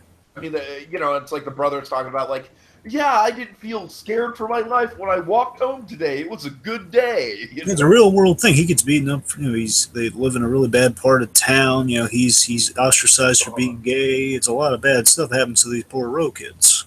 So I do kind of appreciate the whole on the sidelines thing. Dragon, I'm sorry for making this reference, but it's almost a little bit vaguely like Lion King 1.5. Oh, come on. No, it's not overtly offensive like that is, but although I do think that movie has. I was saying stories that take place during it's like a little mid-cool sort of thing. It's not right. But I mean, I don't mean that in a bad way. I really don't. I did kind of like how it's like we start off with this Bruce speech, then remember she appears in that. Logical. This is very logical because I assume she's hard up for. Yeah, so she's smuggling in as much dessert as she can get her hands on. I love that Alfred helps her out there. I think it's so adorable. Yes, this is a great Alfred. Butler brownies. Alfred needs to market these brownies and distribute them. I would totally buy some. Yeah, and also she appears also in the big speech moment Bruce has, and she's one of the kind of the guests that are kind of in the panel. We see Lincoln March, we see Gordon, we see Harper, we see a bunch of Vicky Vale, like, she was one of these, so she was there. And again, I love the moment where, again, it all starts in very simple. She gets more traction as the books go on, but I love this is a great introduction for her, though, is that, after her brother gets beaten up here, and her apartment gets robbed, by the way, he's going to go in there, take the stuff. It's such a bad part of town they live in. I love how they're defending themselves. This is absolutely everything Batman stands for. Batman sticks up for the little guy. He stands up and he grabs the thugs and he yells, you leave them alone or I'm coming back and it won't go as well as it went tonight. Got it? That scene, that sort of thing. That's a great Batman reveal for sure. And again, Dragon, one of the things you always speak to, just Batman saving. Absolutely. People. So good. Just I live for those moments, Dick. With any hero, especially Batman. Point out how horrific in real world this whole situation is. Yeah. Like it's not like a supervillain. It's not like King Croc coming out of the sewers and roaring in your face or anything. It's just like, hey, I've got a fucking knife and I'm gonna use this knife. Again, she tasered one of them, so she's fighting back, but she's outnumbered. You can't taser all of those people. She's dead. She's dead in the water here until our hero arrives. Yeah. There he is. Just little glimpses of him at first. Yeah. It's also great that she kind of there it is. Go back. You're done here. You hurt these people again. The next visit won't go this well. Understand? Then run. Oh, that's so cool. It's really cool. Gives them the back layer. And what's so great about this too, this kind of examines kind of the legend of the kind of the mythic quality of Batman, where people are being scared by him on the streets, but also Harper Row. She's all night looking up Batman footage on YouTube. That's kind of clever. That's a clever contemporary spin on Batman. Yeah, and the cool thing with Harper is that she's a tech genius, so she knows she's an electrician and stuff. She knows. She has a lot of really good practical knowledge of things, and that's why she discovers, Batman has like this bat box, which pretty much on any security footage it blacks out for a moment, and then there he's gone. Like go up a bit for a second, right there, crime, zip. No more crime, because Batman swooped in, he saved the day. He doesn't need any thanks or anything. It's all works out. And by the end, it's like this great moment. She has a great arc where. She doesn't want to become a Robin or anything, and she does not become a Robin. Let me make that clear. She doesn't become a Robin, but she does become a lot more in the field, let's say. Okay. I could kind of get the sense that this is kind of building towards something a little, kind of the start of a bigger character arc. And the last thing I want to say about it, just before we kind of wrap up here, is the last thing I want to say is important with Harper Row's character. I think the best thing, the reason this kind of does fit still is kind of like a... By the way, I love the tiger in this. Shows up. Tiger Shark fighting a tiger. I mean, Dragon. I think that's right up there with fucking Batman riding a reindeer is one of the coolest Batman images. Yeah, and that's another thing. I just gotta point that out. That's wonderful. I want to mention too. That's another thing Snyder is famous for. Is that especially in the current book he's doing right now called Batman It's called All Star Batman. Not the All Star. I hope not the one. Not that one. That's All-Star Batman. See, here's the difference. That's All-Star Bat. He thought about that too, by the way. But the way they spun it to him is that was All-Star Batman and Robin. He's writing All-Star Batman. All right. Is considerably better. I'll vouch for that. I hope it is because that is something else. Okay, my point is especially with All-Star. With the new current All-Star Batman is that he's taking the most obscure Batman villains and making them cool again. Oh, that's cool.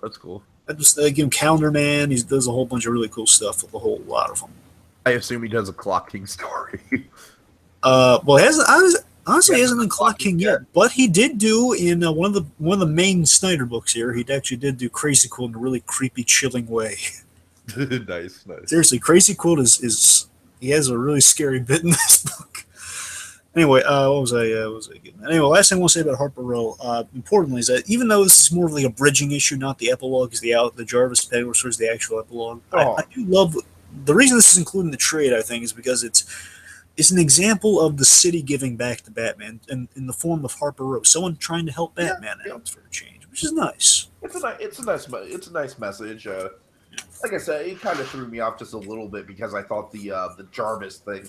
If anything, Dragon, I would probably this is like a very minor nitpick, but I would probably place this before the Jarvis scene and have the Jarvis scene be the last thing in the collected work. I mean, yeah, I mean, the point is you can read it that way, as long as the Jarvis thing's intended to be the last thing of the Court of Owls. I mean, I understand that it's technically like the Jarvis thing comes an issue before this. I understand that, but well, look, just whenever you want, just place it wherever you want, as long as the Jarvis thing comes last. That's the main thing. Sure. As well. Anyway, okay, so I guess let me just because the idea this was before she saved his life, so this kind of comes in the middle of the whole. Like it comes early before like issue 2 of the whole thing. That's where it all kind of places. It's complicated. Anyway, so let's talk about just kind of the impact of this story. So we're getting close to the end here. Just kind of wrapping up stuff about the impact of the Court of Owls. So let me lead you through, and we'll get to the part where we can all kind of converse on. Okay. So my God, this story had a really good impact. First and foremost, it showed the new 52. I constantly hear this referenced like everywhere when I listen to Batman comic reviews. It's just like it's just one of the definitive kind of reference points now, I feel like. I wasn't really planning on saying that. I wasn't really planning on saying that. I'm just saying, like, I hear it referenced a lot. Like, when Kevin Smith talks about stuff, when, I don't know. I'm sorry. Go ahead.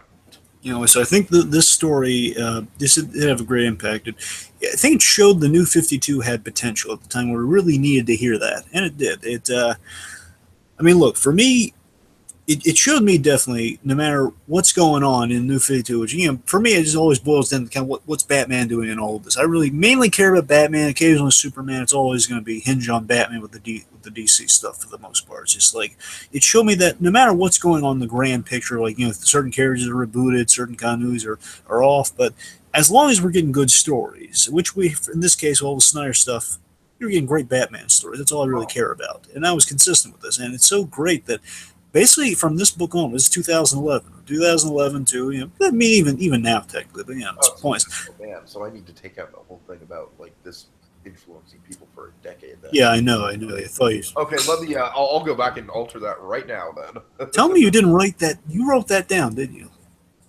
In the episode description, yeah. Oh, why did you? Anyway, so the point is, basically, after the story, for another 4 years, we have 4 more years of excellent, Snyder Capullo Batman stories. Following this, it was consistently good story after good story. I was so proud of that. Uh-huh. And let me tell you a funny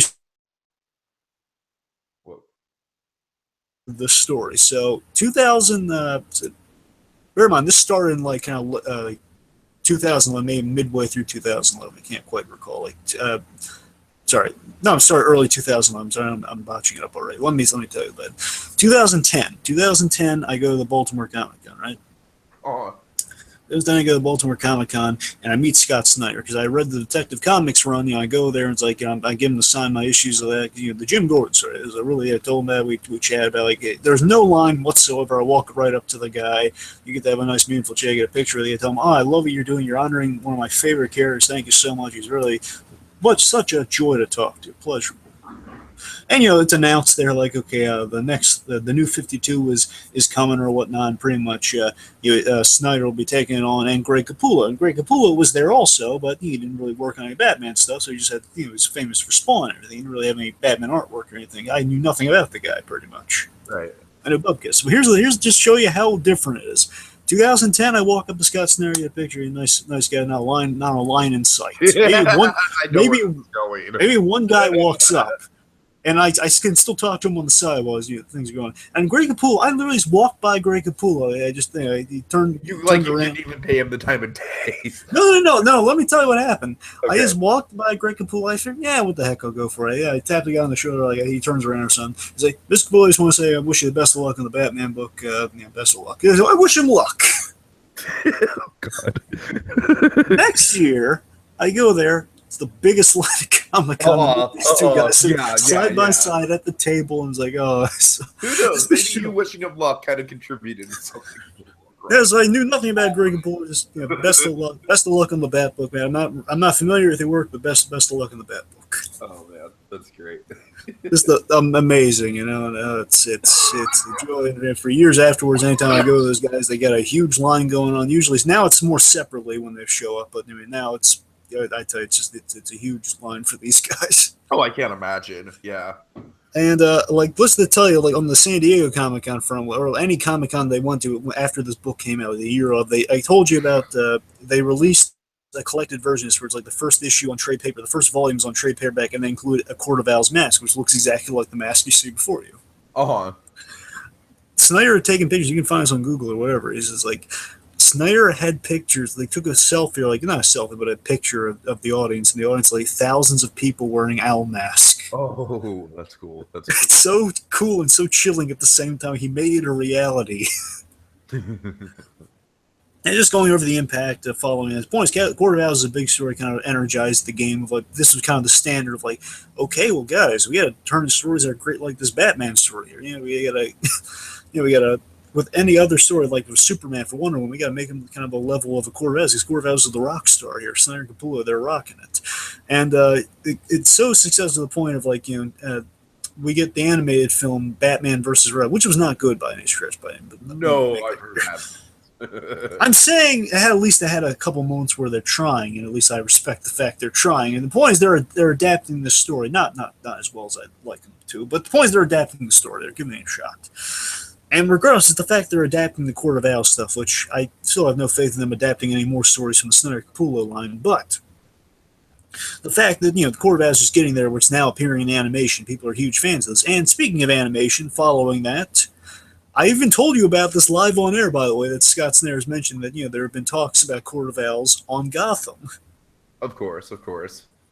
We got a little bit of that in season 2, a little bit. Yes, I lost my mind over it. I remember, and you looked at it, and you gave me. And I was just like, I mean, I don't get. I remember I being very frustrated. Like, yeah, I that's fine that you're excited, but I'm kind of on the outside looking in here. Yeah, you would like the episode, and I was just like, oh my god, do you realize what this means? Exactly. The evidence was there. Yeah. Oh my god, they're doing the Court of Owls. Do you realize how big this is? I mean, Dragon, like I said, I am still very much on the skeptical side when it comes to this. This is such a good story, and as much as we defend Gotham, I would be surprised if they pull this off and it's to your satisfaction. I would be pleasantly surprised, but I'd be genuinely surprised if they pulled it off and you were satisfied with it. I mean, the point is, Court of Owls. Again, I've seen a version where they've adapted Court of Owls unsuccessfully in animation. So I mean, seeing it, let's see what stab they take out in live action. The point is, as long as they get a lot of elements of the court right, which so far they haven't really been going off the reservation. Only if you can't have it exactly like story, because again, Bruce Wayne's a kid at this point. But what you could do, what I'm hoping you do, is there's that great, we didn't really talk about this at all, there's that great, I mentioned it once, the great segment where Bruce Wayne as a kid, he's investigating it as his first case, the whole court, the Court of Owls. I could totally see that. I could totally see like the nursery rhyme coming into play. All that. Right. And I told you way back when we were speculating stuff on Gotham, I mentioned Court of Owls, pretty much that young Bruce Wayne segment is what I was hoping to see on Gotham, and that's pretty much what we're having on there now is the genesis of the story going into season 3. Bruce Wayne, Bruce Wayne turns out to be Thomas Wayne Jr. I think that's going to be like a lot more acceptable than if it's just some sort of like weird clone thing or something like that. Yeah, I mean, again, just the main things. But yeah, mainly it's going to be definitely in the framework of Bruce is thinking. These guys, the Court of Owls does seem to have orchestrated the death of Bruce Wayne's parents in this verse. So again, it's a takeoff of this book in many ways. Takeoff of what maybe the Court of Owls actually had something to do with his parents' murder, as it would seem, because Hugo Strange commissioned the murder so far, it seems. Of course, and remember, now the big question is, we know who killed the Waynes, but now we don't know who issued the murder, so that's definitely going to be a talking point through the next. And it's probably going to be the Court of Owls. We're going to see kind of the reasons why and what led up to that. Bruce. Yeah. and more importantly, it points Bruce Wayne investigating the Court of Owls. I'm very interested to see how it goes with that. And again, seeing if the kid's going to end up being Thomas Wayne Jr. Again, it's probably not going to be the same sort of like your mother had an extra baby. I don't know. We're going to see how it goes. I doubt it's going to go that way. It's probably going to be like we use Clayface DNA on a kid, and then now we're making him believe he's the actual Bruce Wayne. Oh god. I don't know. Season 3 is going to be insane, but I think Court of Owls could be the strong thing they need to pull to at least give it something. I'm gonna feel so bad for you if they just botch it. I'm going to be so heartbroken for you. No, my point is Court of Owls is really trying to be cautiously optimistic here, but I think it's a tall order. Look, I know going into it's not going to be the same thing. I'm just saying I hope it's going to be good. I hope it's going to be something good. It's, at least in the spirit of the Court of Owls, which I know one thing, the Talons don't look nearly as cool because just guys in black suits with awesome knives in their sleeves with domino masks. I know they're not as cool looking as the Talons in the book. I'm not under that delusion. I mean, there are differences. And again, even with the owl mask, but still, the fact that it's the Court of Owls, they made it on TV after about that many years. It's pretty impressive. Sure, absolutely. And I'm looking forward. I really hope. Here's the one thing I do want to see, though. I would love it if they did this, if they stayed true to their word. Scott Snyder and Greg Capullo said if they ever did Court of Owls in Gotham, they would love to have a cameo in the background as guys wearing an owl mask. That'd be great. I'm going to be on the lookout to see if DC is going to be the stand-up guys that they are. They're going to say, hey, we put them in there just like they wanted. So look out. We're going to be on the lookout for little nods and references. So that's just going in the Gotham. Court of Owls, point is, has had an impact. Let's talk about final thoughts. Just wrap it all up. Yeah, go ahead. So I love the story and what it did for Batman as a whole in comics, honestly. I really do. Again, I think mainly for me personally, it reads like a New York Times bestseller, which it was, as I mentioned. It was a New York Times bestseller. It reads that way. It's a really good story. This, honestly, to make it a little personal, this is the first Batman book in a long time that has been, consecutively great, consecutively great. Like every issue from Capullo and Snyder onward, I've never had a misfire.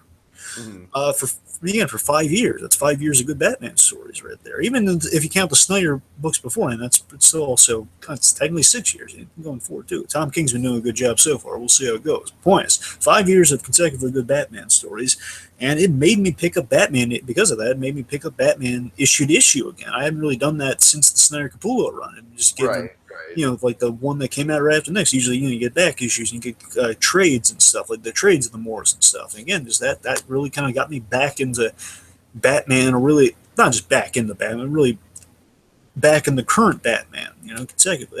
That's how powerful this stuff was for me. It still holds up rereading it. It still holds up. It reminds me.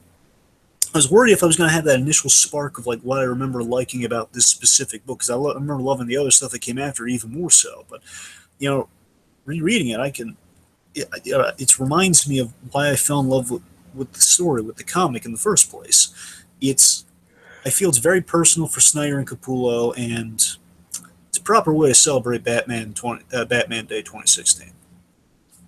All right, yeah, Dragon. I mean, obviously, I don't have the personal connection to this that you do. I'm just, like I said, it was very kind of, it was a time-consuming process for me to read this on the Kindle, just because I'm not used to reading comic books in that format. But I do love what I see out of this. The artwork is very striking to me. All that hype I've been hearing about Snyder has definitely kind of come to pass. I think we can all agree that this Snyder is the good Snyder, not the Snyder that literally says like, "Hey, we should rape Batman in prison." Wait a minute. This is the good Snyder. You know what's kind of funny now that I think about it? What? They both seem like at some point, Snyder's kind of the soft-spoken, kind of timid guy. Zack Snyder, on the other hand, he's kind of the jacked version of. He's kind of the jacked LA version of Scott Snyder. Oh God. So think about this. What if he's the Thomas Wayne to Scott Snyder's Bruce Wayne? Oh God. Think about it. He's taller. He's more muscular. Look at him. Okay. Anyways, this, I mean, I very much appreciate now. I've kind of dipped my toe in the water when it comes to Snyder. I really like what I see. Can't wait to see it adapted into Dragon. I'm sorry, but the one benefit I have in this whole Gotham thing is that I don't have the personal connection you do. So if it goes down in flames, yeah, sure, I'll be a little disappointed, but I won't be like personally crushed. They're already making Gordon a bounty hunter, okay? I mean, come on. But yeah, like I said, actually, Dragon, I mean, just two quick things to note here. First of all, like I said throughout this book genuinely gave me a fear of owls. Like, if I go walking at night now and I see an owl, I'm just going to be like, don't kill me, please. Just don't kill me. Who? Tiki, who?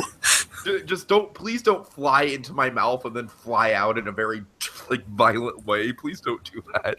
But open wide. Ooh. Also, Dragon, more seriously, this definitely. I mean, I am very much. I'm not. I don't want to make any promises for right now because we got a lot on our plate. You know, we got a lot to get to. But I very much do want to check out more of this Snyder stuff. I'm kind of hooked on it, especially what you've been teasing with the Joker and everything. So, yeah, I mean, they're two excellent Joker stories that just like again, one's love, one's hate. Right. So, I mean, that's the best thing I can say about it. You know, the Labyrinth obviously is fucking insane. One of the most inspired issues of comic I've ever seen. Just really, really mind-bending stuff, like right up there with some of the best Neil Gaiman Sandman stuff, I think. Just in the way it just very, very much kind of plays outside the lines. Just overall, fantastic story. Like you said, definitely reads like a bestseller. It reads like a total page-turner, so... And it definitely has me kind of interested in going into more of the new 52 Batman mythology, and that's absolutely the best praise I can give it.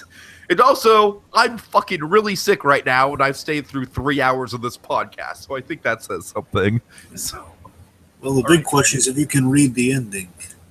I think I can. It's not going to be as good as you, but I'll give it a shot. So, alrighty then. Hold on, I'm just trying to... Well, already it's off base because I'm... Okay, there we go.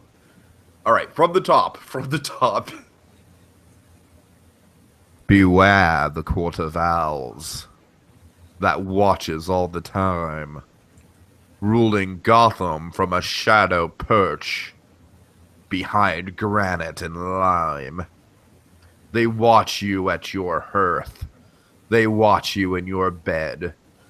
Speak not a whispered word of them, or they'll send the Talon for your head.